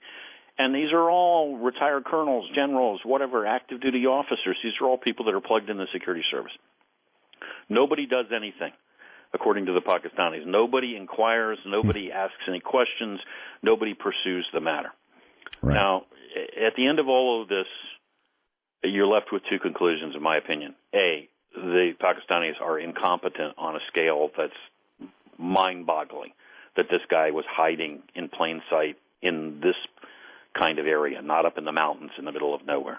Or B, there's collusion on some level, that somebody, not necessarily the Prime Minister of Pakistan, but somebody at some level in some security service was aware he was there and was assisting him. Now, I don't know what the answer to that is, but neither one of those is an encouraging picture in any way. I would say B sounds a lot more probable. Probably. I would agree. Yeah, probably. All right. Hold on. I'm going to open the lines now. That'll take a while. We're going to open all the lines and allow you an opportunity to call and ask a question.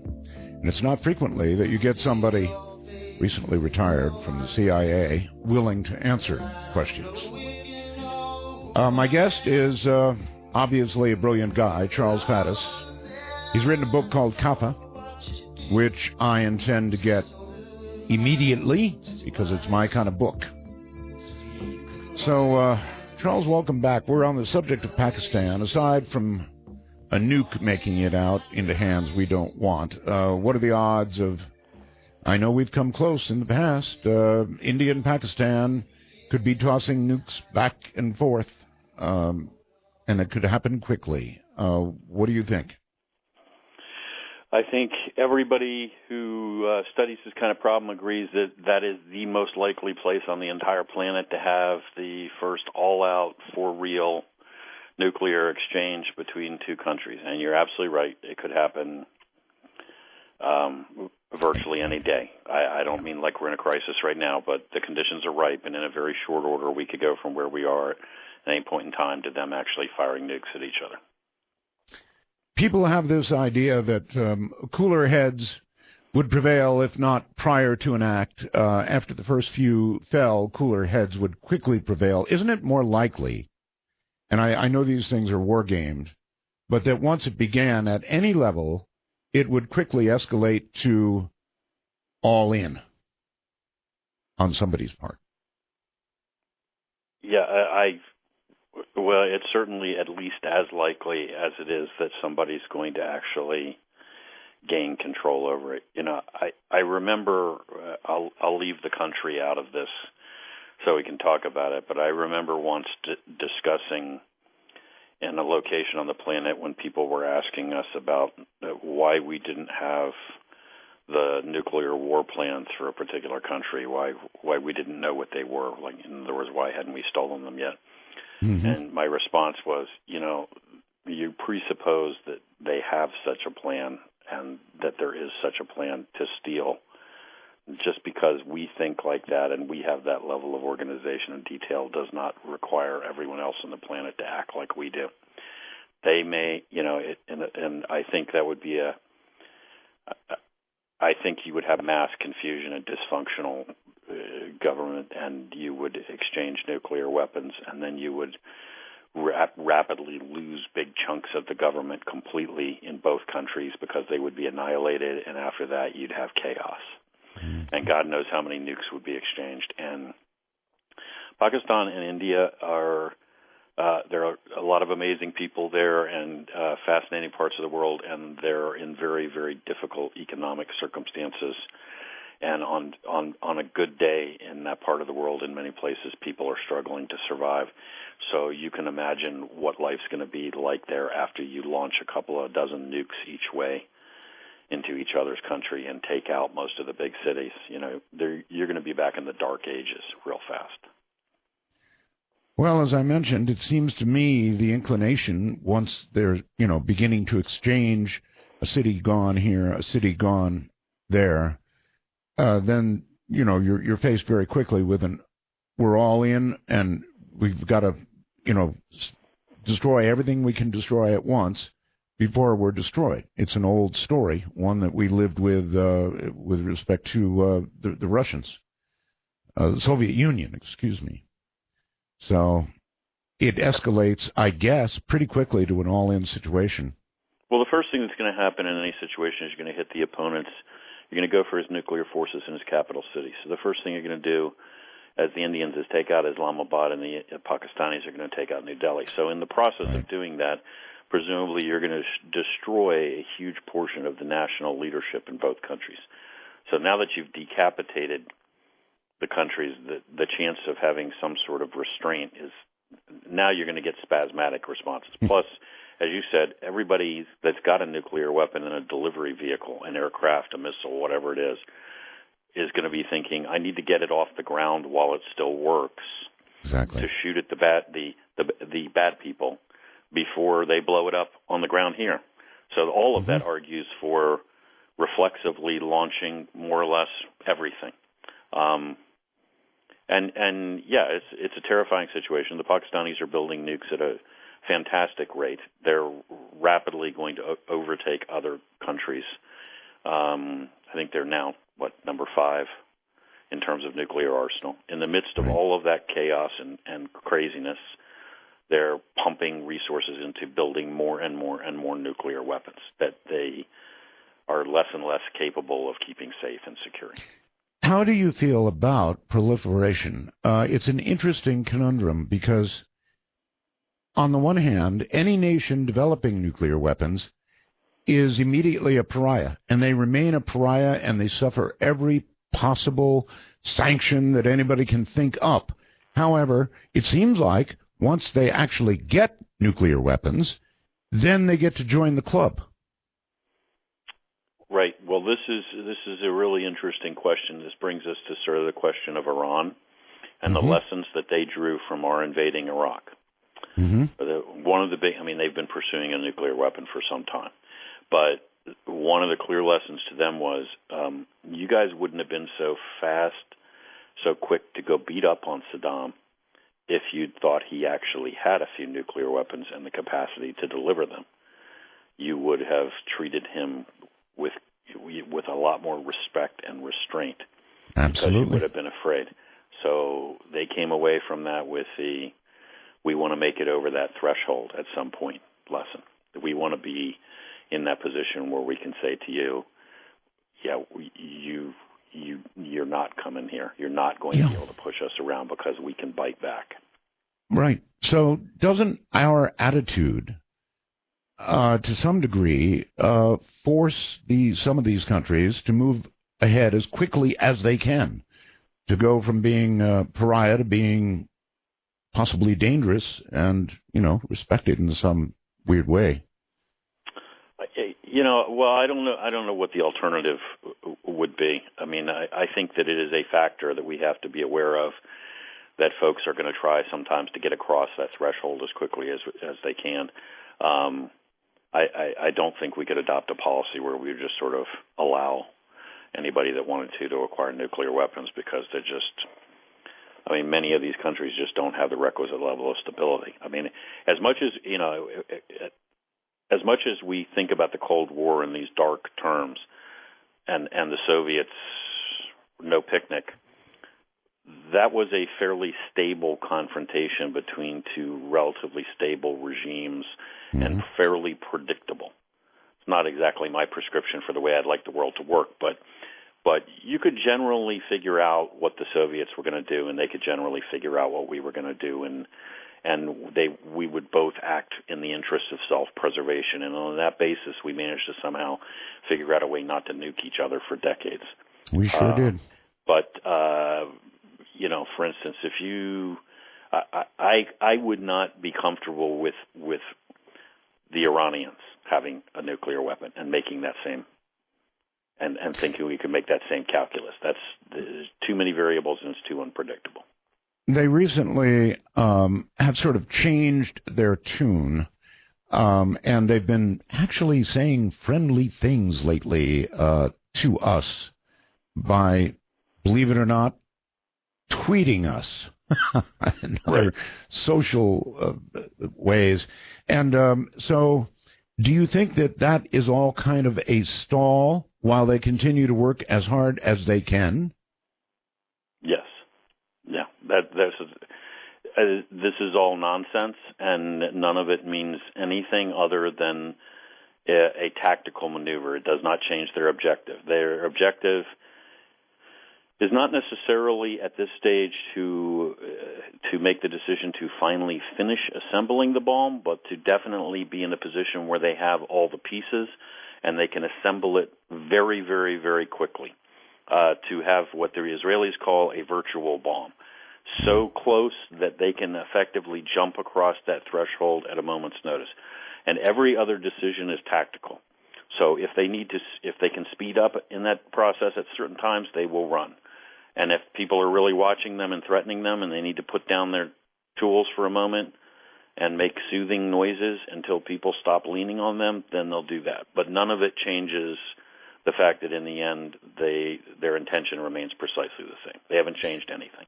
If they have to be stopped, would you think we would be the ones, or do you think that it would be a joint American-Israeli operation? You're talking about something like bombing Iran now? Yes. It could be either, but I mean, there's a lot of discussion about the Israelis doing this unilaterally, right? And yes, I've worked a lot with the Israelis, and I have great respect for them, and they live in a very tough neighborhood, and they're not always the easiest people to deal with, but you know what, if I lived under their conditions subject to that level of threat, I'd probably act exactly the same way. A lot of this verbiage about sort of like, you Americans better do something or we're going to do it ourselves is, in my opinion, a tactic on the part of the Israelis to exert pressure on us. And, for good reason, because they don't want us to let this happen. The Israelis are great, but they do not have our level of military force, and they don't have a lot of our capabilities. And if you're going to go hit Iran and actually take out their nuclear program, you need a lot of aircraft, you need a lot of particular types of munitions, you need mid-air refueling because the distances are vast. And here's the bottom line: they don't have that capability. They don't have the mid-air refueling capability. They don't have the munitions, and they don't have sufficient aircraft of the right type. So, do we have the right munitions? And by that I mean something short of nuclear. Well, we are closer than they are. We have munitions that are specifically designed for hitting underground bunkers and things like that. Now, ultimately, whether they prove successful, nobody knows till the shooting starts. But the Israelis don't. We probably do. That doesn't mean that if we really just drop the ball and they're up against it, that the Israelis won't try. That's not what I'm saying. I mean, when push comes to shove, they'll do what they have to do. But they won't magically acquire B-1s, B-2s, B-52s in mid-air refueling capability and the capacity to do that. What they'll be able to do is launch raids, which will be much less effective. All right. We're short on time, but I want to ask you about other threats. And another one that's been making lots of noise and then suddenly shut up is North Korea. They successfully launched a missile, somewhat successfully, and they somewhat successfully have tested nuclear devices. There's some argument about that, the amount of the actual yield and all that. But how much of a threat is North Korea with regard to the possibility of the Second Korean War? I mean, Seoul is right there. Yeah, right. I mean, that's the thing that people who haven't been to Korea don't realize, that Seoul is virtually in the front lines here. I mean, when the war starts, the capital city is more or less in artillery range, and a huge portion of the population is right in the middle of the war. I think it's a very significant threat in the sense that the North Koreans, it's just a pretty erratic and in some ways difficult and unpredictable regime. I mean, it's just so bizarre that it's very hard to kind of rule anything out with the North Koreans. Even when you've made your best calculus, there's still a very large wild card factor that they could just do something completely irrational. That said, I will say this. I think what the North Koreans have done is they have fallen into a pattern for many years now of basically being what I refer to as nuclear brats. So they throw a tantrum, they make all sorts of threats, they test a nuke, they fire a missile, and we yell and scream and threaten them, and then in relatively short order, we go back to talking to them, and then in relatively short order, we typically make concessions, and we ship them food or we loosen sanctions. That's right. In other words, we reward them for their behavior. So that's right. I think the best course of action with them is obviously to maintain military force to respond if they attack, but by and large, when they're doing all of this madness, to just sort of ignore them. Kind of the way you would ignore a kid that you sent to his room and now he's standing upstairs screaming. Just whatever. Well, you're certainly right about the way we treat them. We scream and yell, and then, as you point out, we talk and ship food, that sort of thing.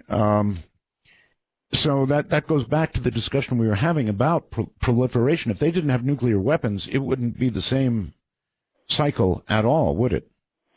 No, I mean, you're right. They made it across the threshold. Of course, there is the added complication in the case of North Korea that they are directly under the protective wing of the Chinese. I mean, the Chinese are good buddies now. They make all of this possible.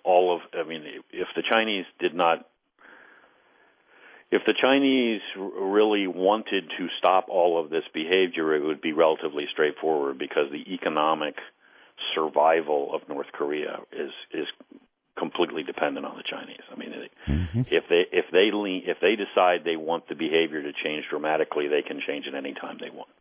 Okay.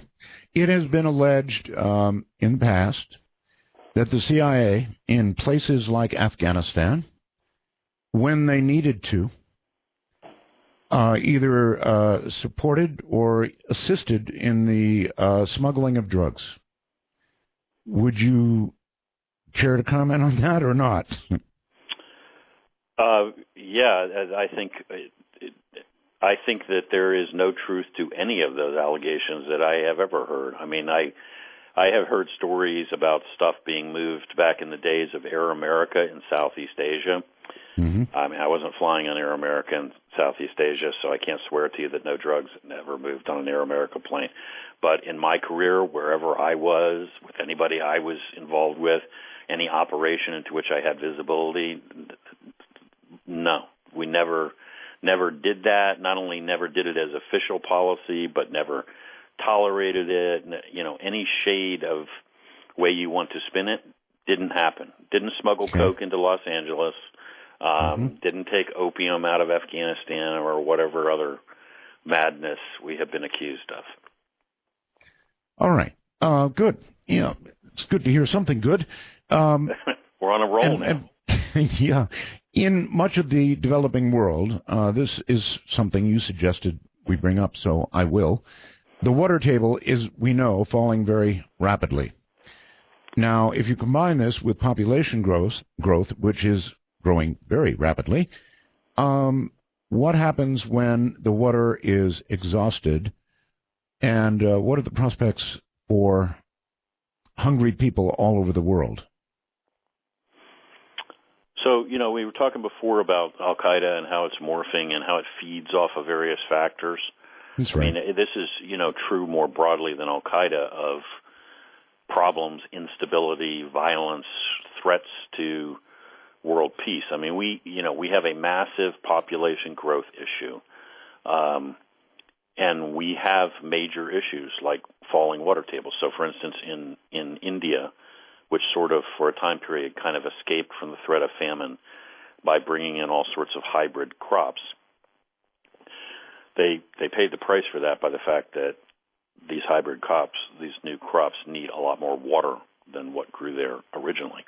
Right. So they now are in places where the water table in some places is falling like 3 feet a year. You're chasing the water down, and okay, well, obviously at some point you can't get the water anymore. In Yemen, places where the wells are now, the well used to be, say, 100 feet deep in Amos City, and now you're not finding the water table till you hit 2,000 feet. And they're actually having to employ techniques from the oil drilling industry to get water out of the ground. Well, even all of that only works for a certain period of time. I mean, this is just, there's a clock ticking, and you're going to have, you're going to have disaster. Saudi Arabia decided a number of years ago it was going to go into wheat production to become self-sufficient in food. They had an aquifer underground, but it was what's called a fossil aquifer, meaning there's a certain amount of water, but it's not recharging from rainfall. Whatever the hell's in the aquifer, it's there. And when you finish sucking it dry, it's not going to recharge because, well, it's a desert now. Right. They've drained it, so they don't produce their wheat crop. That's done. Now they got to import food. That entire effort is terminated. They've already used all of that water. So this is happening all over the place. Population growth, and it, I mean, what results when you all of a sudden you got people and you can't feed them, and entire cities can't get water. Madness, chaos, breakdown, civil order, violence, and there are big portions of the world where this is what you're going to see. There are people, Charles, who feel that everything you just said is completely accurate, and that in order to avoid that outcome, something biological should be released, and the world's population should be reduced. Are you familiar with that line of thought? Yeah, I'm familiar with it, yes. Is that something to be concerned about? Well, I think we have come. Let me take this slant on it. I said before I started working terrorism a number of years ago. These days, when we think of terrorism, we think Al-Qaeda and then maybe some of the affiliated groups. That's right. That's not the definition of terrorism. That's not the world of terrorism. That it is not limited to purely Islamic extremist groups motivated by that. When I was first cutting my teeth in the world of counterterrorism, it was all working Marxist-Leninist terrorist groups, or state-sponsored, Palestinian groups and guys like that. And by and large, none of those groups were motivated by religion. So we can face terrorist threats from groups that don't have anything to do with Islam, or for that matter, for religion, sort of end-of-days groups. Aum Shinrikyo, which was the sect in Tokyo years ago that actually released nerve gas in the subway, was basically one of these, the end of times is here group, and we're going to kind of hurry us along down that road. So, yeah. Yeah, if time won't end, we'll end it. Yeah, we're tired of waiting for the world to end, so we'll just make it happen. Yeah, we could see people get a hold of biological weapons, this kind of stuff, and absolutely they could be saying, "Hey, we're cleansing the planet, we're saving Mother Earth." Right. They could be motivated by whatever ideology they've come up to. And we got in Central Africa, there's a group, the Lord's Resistance Army, right? These guys, they engage in witchcraft. They kill people and take their kids and turn the kids into child soldiers. They mutilate people, gang rape, every nasty thing. They classify themselves as a Christian group, and they believe that they are following the tenets of the Ten Commandments. Now, I obviously missed something when I read them because I don't remember anything about gang rape, child soldiers, or witchcraft. But, I mean, they've somehow managed to find a way to take the Ten Commandments and find in their justification for committing the most heinous acts on the face of the planet.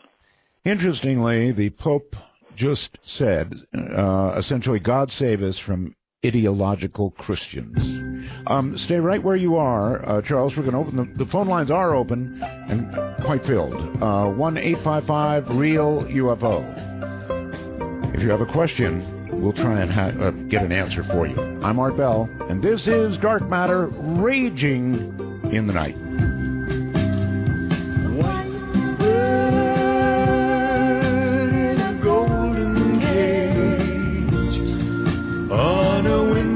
Day in the rain, white bird in a golden cage, alone. And if you're ready, I'm going to open the lines. I'm ready. Okay. Here we go. You are on the air. This is Dark Matter. Hello. Hello? Yes, hi. That would be Missouri and Connor. Yes, sir. I was calling to talk to Charles Faddis. I wanted to ask him really quick why we haven't gone into Africa at all. We've only focused our military efforts in the Middle East, and I understand that, but with all the atrocities that have been happening for years and years, why haven't we at least tried to go there? Well, we have an intelligence presence, if you will, more or less worldwide. So it's not like we don't have people in Africa. But actually, even on a sort of special operations front or counterterrorism front, there are a fair number of activities going on in Africa. I mean, Somalia, Kenya, those areas, Djibouti. So we do have a presence there. It doesn't get as much attention, and it hasn't had as much emphasis, but there are people focused on those issues. Is it fair to say, Charles, that we go where our interests are? In other words, when one tribe slaughters another in Africa and 500,000 people die or whatever, that's in Africa. We're not as interested. Or Cambodia. If, lots of people are killed in Cambodia, we're not as interested. If it happens in the Middle East where there's lots of oil, we're more interested. Is that fair? I think that's probably a fair characterization if you look over where we have intervened, where we haven't intervened. That seems to be accurate. I mean, I'm a big proponent of the idea that we ought to be considerably more careful about where we intervene. I'm not an isolationist, but I've had my fill of nation building. So I think we ought to be a lot more sober, careful, focused, where we're going to intervene, why we're intervening, and we ought to define very clearly what our national interest before we get involved. But then that begs the question of what constitutes a national interest. Is it only securing energy supplies, or is it also at some point does genocide rise to that level? In regard to energy, I would rather see us pursue a policy that achieves energy independence rather than I would keep seeing American kids getting sent get killed and wounded to secure oil. Yes, sir. We have not, since the end of the Second World War, particularly done well with nation building, have we? Look, I think this whole idea of these ruinous nation building exercises are just horribly ill-advised, and we have taken a lot of supposed lessons or parallels from the Second World War and tried to apply them to other places where they don't fit. Mm-hmm. I mean, we went into France. Okay, France was not France was a nation that existed as an industrialized, liberal, democratic society before the Germans conquered it. Then it was occupied for a number of years. We liberated it and assisted them in rebuilding their country. That's a completely different proposition from occupying a country that has no tradition of liberal democratic rule, that doesn't even necessarily view itself as a country, that is consisted, in the case of Iraq or Afghanistan, it consists largely of separate tribes and ethnic groups. And then we're now going to take on the process of fusing them all together and doing in the space of a few years what probably took centuries in Western Europe. And is it fair to say that democracy is not always exportable, certainly not successfully? In fact, in some nations, it may well be that other forms of government, perhaps more heavily handed forms of government, are going to be more successful than an attempted export of democracy? I think it's certainly fair to say that if you're talking about current conditions, this is absolutely the case. Now, I'm maybe optimistic, enough to think that eventually most countries may evolve at some point in the future there. Hopefully. But we're not going to do that in the space of a few years. And we're not prepared to pay the price in dollars and blood to make it happen. And I don't see any reason why it's essential to our national security that we do that. 5 months into the invasion of Afghanistan, we had destroyed al-Qaeda and the Taliban. We achieved our objective. Why did we need to occupy the country with conventional forces and then take on the task of turning it into Switzerland and Central Asia? Yeah. Why? Okay, I've got to go to the lines. Josh in North Carolina, you're on the air. Hey, Art, first-time caller. I've been listening to your show for a couple months now, but my question is, Charles, why is the government putting a hold on ammunition? And, I go to Walmart or Cabela's and try to buy ammunition, and why are they trying to hoard up the ammunition? All right. Have you heard anything about domestic tight supplies of ammunition? I'm aware that there are all kinds of rumors running around about what the government's doing in regard to ammunition. I don't know of anything that actually supports that. I mean, I suspect that anything that's going on with ammunition has to do with gun laws in various states. And when those laws start being tightened, people start buying weapons and ammunition ahead of the laws changing. That's definitely happened. I mean, I live in the state of Maryland where, oh my God, we have now tightened the gun laws to the point where it's almost impossible to possess a firearm. So I know how that goes. Thankfully, I live out west where it's not at all impossible. In fact, most households have weapons, something that anybody deciding to break in or take their share of whatever somebody else has would be well to keep in mind. You're on the air from Texas. Jerry, hi. Yes, Art. Thanks for taking my call. Hello, Charles. I've got a question for you. I've heard a rumor that over in Jabal al-Loz, over in Saudi, that they set up a missile air defense system, and they were trying to get those nuke become nuclear, the air offensive. Have they been any successful at that, at nuclear or biological, or is all of that just a bunch of misinformation? Yeah, I don't know anything about nuclear or biological weapons in Saudi Arabia, which is, I understand what you said. Mm-hmm. Although bootstrapping off the conversation we were having earlier about Iran, one of the things to think about in regards to the possibility of the Iranians getting a nuke is, the Iranians are not Arabs. They're Persians. And the Arabs and the Persians, there's no love lost, not to mention that there's a religious division between Sunnis and Shias here. So one of the first things that's going to happen, in addition to the Israelis going crazy, if the Iranians get a nuke, is that the Saudis will go get one also. And in their case, they will probably, knowing them, just fly a plane load of money to Islamabad and buy themselves an arsenal. But they will not sit on the other side of the Gulf with the Iranians with a nuclear weapon without arming themselves. Steve in Virginia, you're on the air with Charles Faddis. Hi. Nice to talk to you, Art. New listener. I've been listening for a few weeks since you come on the air, and I really enjoy your program. Very interesting. It makes the long nights driving all night go by a lot faster.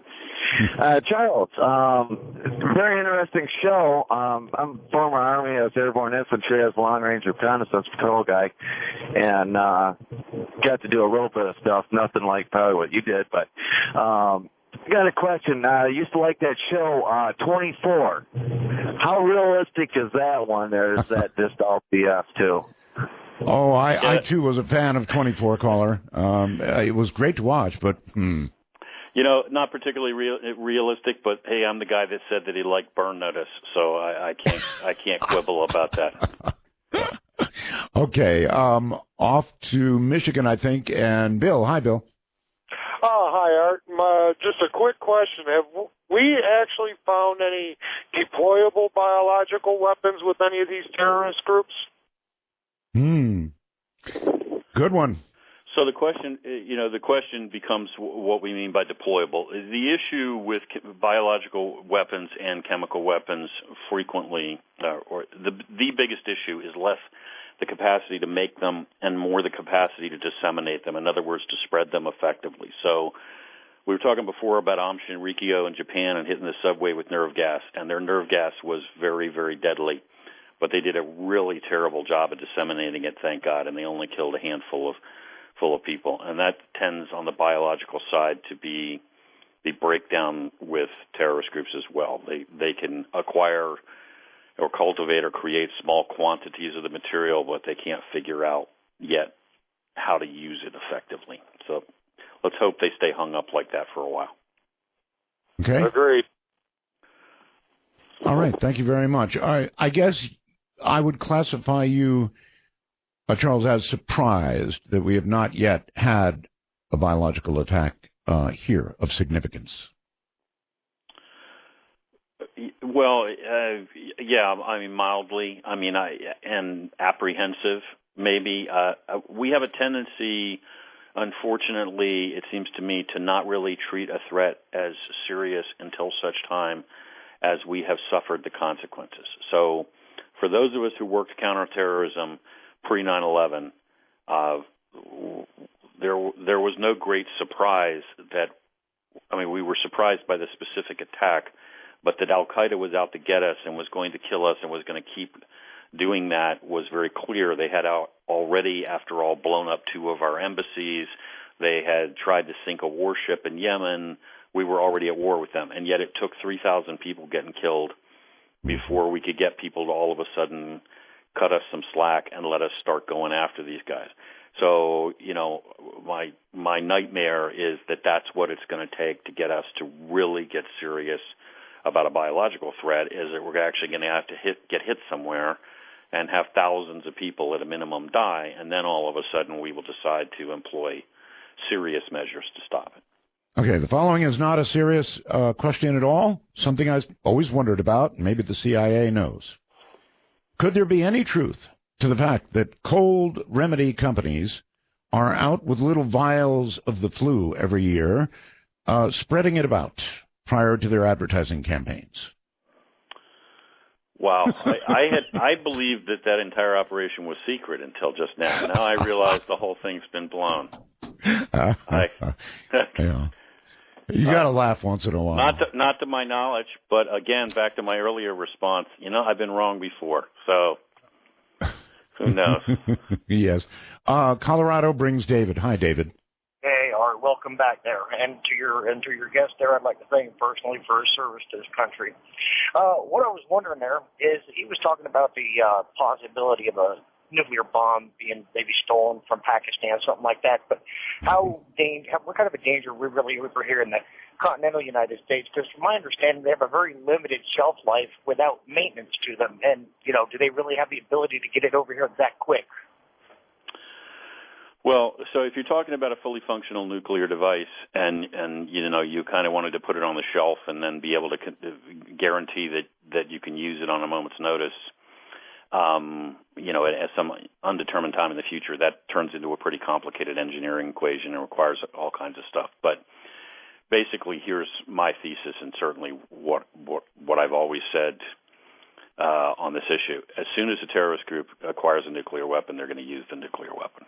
As fast as they can get it to anything that they consider to be a target that's worthy of the use of that weapon, they will take it to that target. It'll be largely opportunistic. So if they have a capacity to get it to the United States, they'll get it to the United States, and they'll pretty much get it to whatever city they just happen to be able to get it to, based on whatever random factors are at play.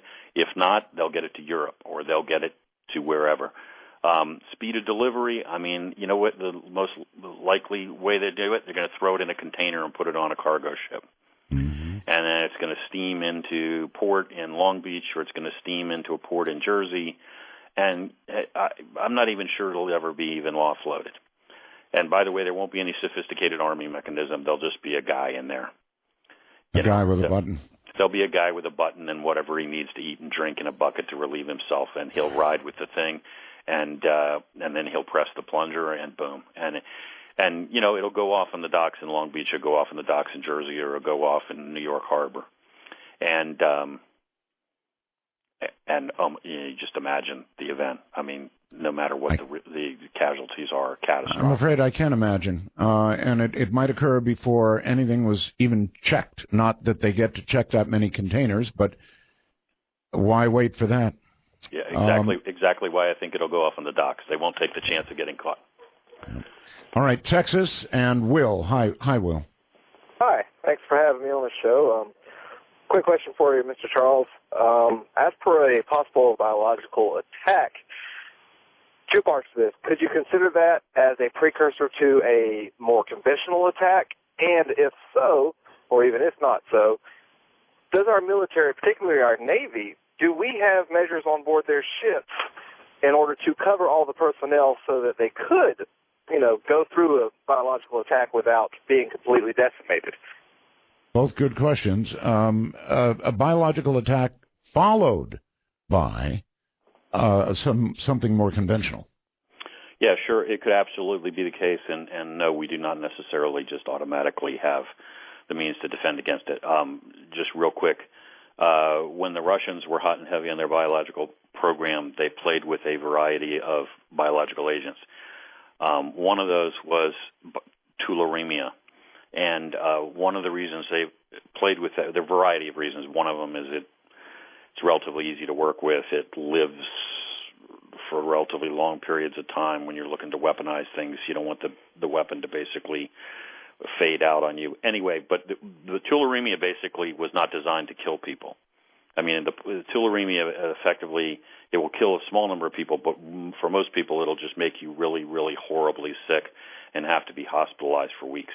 And that was the specific reason they wanted to use it, because they figured they would make huge numbers of people sick, and then those people would put a massive drain on our resources, hospitals, and so forth. And so they wanted the people to stay alive but be so ill that they would suck resources to be cared for. And that was specifically to weaken us in conjunction with a conventional war or a conflict. Sure. I think that was the sort of the theory in most every war. You're better off wounding people because then somebody else has to come along and try and carry them off the battlefield, or, instead of taking out one, you take out two or three. Exactly the same principle. Yeah. To Illinois and Scott. Hey, Art Roswell's and 51s. Spoke to you last week. I used to be stationed, and Charles, nice to meet you. You've been a great guest. I used to be in the military as well, just retired last year, and I was privy to some information as far as getting briefings there in northern Japan. We had to always, the joke was we were closer to Pyongyang than we were Tokyo. So we'd always worry about the threats that could come about and had to see those various briefings and be ready and prepared for that. But one of the places that we were always kind of concerned with, and I know you brought it up earlier, was India and Pakistan. And my question is, with their pretty much, my knowledge is that they've got a pretty antiquated detection system to where it's they see you fire, they fire. There's no red phone, there's no 30 minutes coming over the Arctic Circle like there would be if it was a Russian attack. And with those two countries going to war, it's almost guaranteed that nukes will be used if they were to ever go to war, and hopefully they don't. what would the world's response and what would our response be to that scenario, or would we stay out of it? I mean, I can't see us staying out of it because, it's obviously not in our nature to stay out of something of that gravity. Really good question. Yeah, well, I think your description of the situation in terms of lack of warning and so forth is pretty accurate. I mean, they don't have the systems that geographically there's no distance. I mean, yeah, if they're going to be lucky to have notice before something impacts, and then they're just going to fire. What would we do? I think we would do whatever we felt like we could to try to convince them to stop. But I suspect that there's nothing that we could do that would have any effect. We're not going to jump into the middle of the conflict and try to disarm these two powers as they're shooting nuclear weapons at each other. And in any case, I think basically the exchange is going to be over in the course of a couple of days, and then you're just left with the aftermath, which is going to be unthinkable. I mean, that would certainly define the term burn notice, wouldn't it? Yeah. If you spend time in the subcontinent and you know the challenges there and how difficult life is and how the infrastructure already doesn't work and power goes out 6 times a day in Delhi and water goes out and the chaos and the beggars and all of that stuff, and then you imagine nuking what little infrastructure exists, wow. I mean, it's going to be hideous. And it is absolutely possible. It is the single most likely place on the entire planet to have the first ever for-real nuclear exchange. All right, very quickly, Mike in California. Great show, Art. Thank you. Great show. My question is, it seems like the terrorists want to get the biggest bang for their buck. I mean, kill and maim as many people as they can. Is there a biological agent that could be put into the water supply that would, kill thousands of people? Because in my area, there's a lake that supplies a major city on the west coast that's only about 100 acres. If they were to dump an agent in there, it'd kill thousands of people. At least. So here's we've been searching for the last several hours for good news. So here's some good news. There are plenty of toxins or a number of toxins which are incredibly lethal to people in really, really, really tiny quantities. And if administered directly to you or into your food or your water, will definitely kill you very quickly. When you start doing the actual math on volume of even a modest-sized reservoir and trying to calculate how much toxin or biological agent you're going to have to put into that volume to have any impact on the population, the answer is you're going to have to start backing up dump trucks and tanker trucks and pouring this stuff in. So that particular method, if you're talking about any kind of poison or toxin, is not really a practical thing. I mean, you could put in other words, it would be too diluted. Now, right. While we're on that subject, there is a horrible mess going on over in Japan right now at Fukushima, and I wonder if you could comment quickly on it or what you might know about it. I know there are some just horrible dangers that we're facing as they try and clean this up. The possibility of these fuel rods being exposed to the air, and if number 4 lets go, you just don't even want to know what's going to happen. Are you up on that at all? Yeah, and I mean, just real quick, some factors about Fukushima. First of all, I mean, what's happened there is an incredible disaster. We have a dead zone, and it's not over, and they don't have control over what's going on with the water. And yes, if we get fuel rods exposed to the air, wow, I mean, it's going to be a mess. The other thing to know about Fukushima is that, what happened to Fukushima was basically they lost power. I mean, the tidal wave didn't hit Fukushima. That's right. And the earthquake did not crack the reactors open. What happened was they lost power. They shut down because of the earthquake. They lost external power. Their generators failed. That's all that happened to Fukushima. Everything else is a cascade effect from there, because even when you turn off a reactor, you have to continue to cool it because of the amount of heat. So that actually could happen to any similar reactor in the United States from things that don't have anything to do with a tidal wave. You could lose power in a hurricane, have your generators go out and your external power is gone, and we could have the exact same thing happen here. The other thing is that all of that could also be done deliberately by terrorists. They could come in, knock out power, take out down the diesel generators, and then basically just let physics do the rest. And there are so many ways, aren't there? We're going to break here. It's our final break. You've been a real trooper. So stand by, relax for a few moments, and then we'll do the final segment. My guest is Charles Faddis. Matt, you're on the air with Charles. Hi. Hi, good evening. Thank you for the show. It's excellent tonight. Thank you. With the recent passing of one of my favorite authors, Tom Clancy, I was wondering if Charles was familiar with his work, and he seemed to have a keen insight into the intelligence community. I just wondered if you could comment on that. Yeah, I mean, obviously Tom Clancy is a great author, and one of the things he's known for is his research. I mean, he did his homework and talked to a lot of people, and he got pretty much everything right. So, I mean, that realism that apparent realism was accurate. Tim in New Mexico, you're on the air. Hello. How you doing, Art? Okay. I got a question for Charles. In the Syria controversy right now that we're kind of watching, is there any likely that Russia is going to take a stance with Syria and turn against us if there was ever a war to break out or conflict escalated into much higher tensions? Very good question. Of course, that seemed to be averted with the recent talk, but it's a good question. If it had not been averted, Charles, and we had gone in unilaterally to Syria, what do you think would have happened? Well, I think on some level the Russians have definitely already taken a stance against us in Syria, and they're going to continue to do so.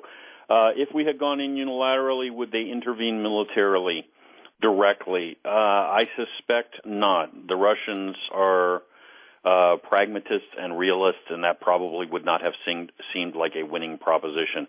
But they probably would have looked for every place else on the planet to make us pay for that, and they definitely would continue. I mean, if we were fighting the Syrian military and they could continue to pump arms to them with which to kill Americans, yeah, they would absolutely do that kind of thing. Okay. Ross in Florida, you're on the air. Hey, Art. Roswell's in 51 to you. My question to your guest tonight is changing the subject a little bit. I wanted to ask about the JFK assassination. I'm obviously not expecting that you know anything that we don't know. Maybe you do, maybe you don't, but I imagine if you did, that'd be something that they wouldn't allow you to talk about.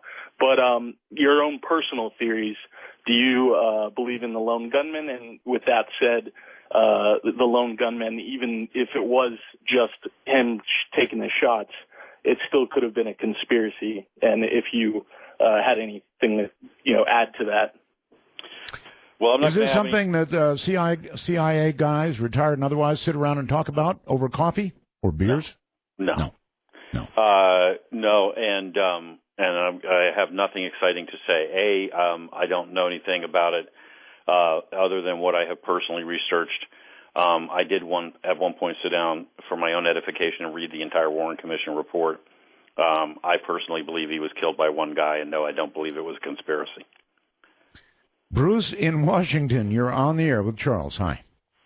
Yes, sir. Thanks for coming back on the air, Art. I've listened to you since you came on here in Seattle, and anyway, just awesome. Hey, my question has to do with, I read a book called 1 Second After by William Fortune, I think his last name is, and it has to do with the EMP attack and the use of that by terrorists against the United States. Oh, yes. And then kind of a trailer. I came into the show late. Did you ask about Roswell, New Mexico? No, I did what not. he might. Okay, no, gotcha. I didn't. But let's take your first one first. 1 second after, and the possibility of an EMP attack. What do you think about that Charles? Well, there's a lot of people that are concerned about EMP. In fact, I know even people in Congress that are concerned about the idea of an EMP attack, which would basically fry all electronics.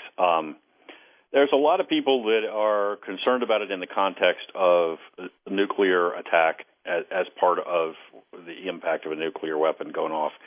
I don't know of any other realistic options, real-world near-term options for somebody to generate this electromagnetic pulse without a nuclear weapon. That's the stuff of fiction. But probably being worked on, though. And as far as Roswell is concerned, I'm sure you've got absolutely nothing, right? Yeah, I get absolutely nothing. When I left the bunker where they keep the alien bodies, they made me swear that I would never talk about it. So I knew that. All right, listen, my friend, you have been just fabulous. What an incredible interview. And I hope everybody runs out and buys your book, Kaffa, because I'm going to. So I appreciate your being here. And again, a fabulous interview. Thank you. Thank you, sir.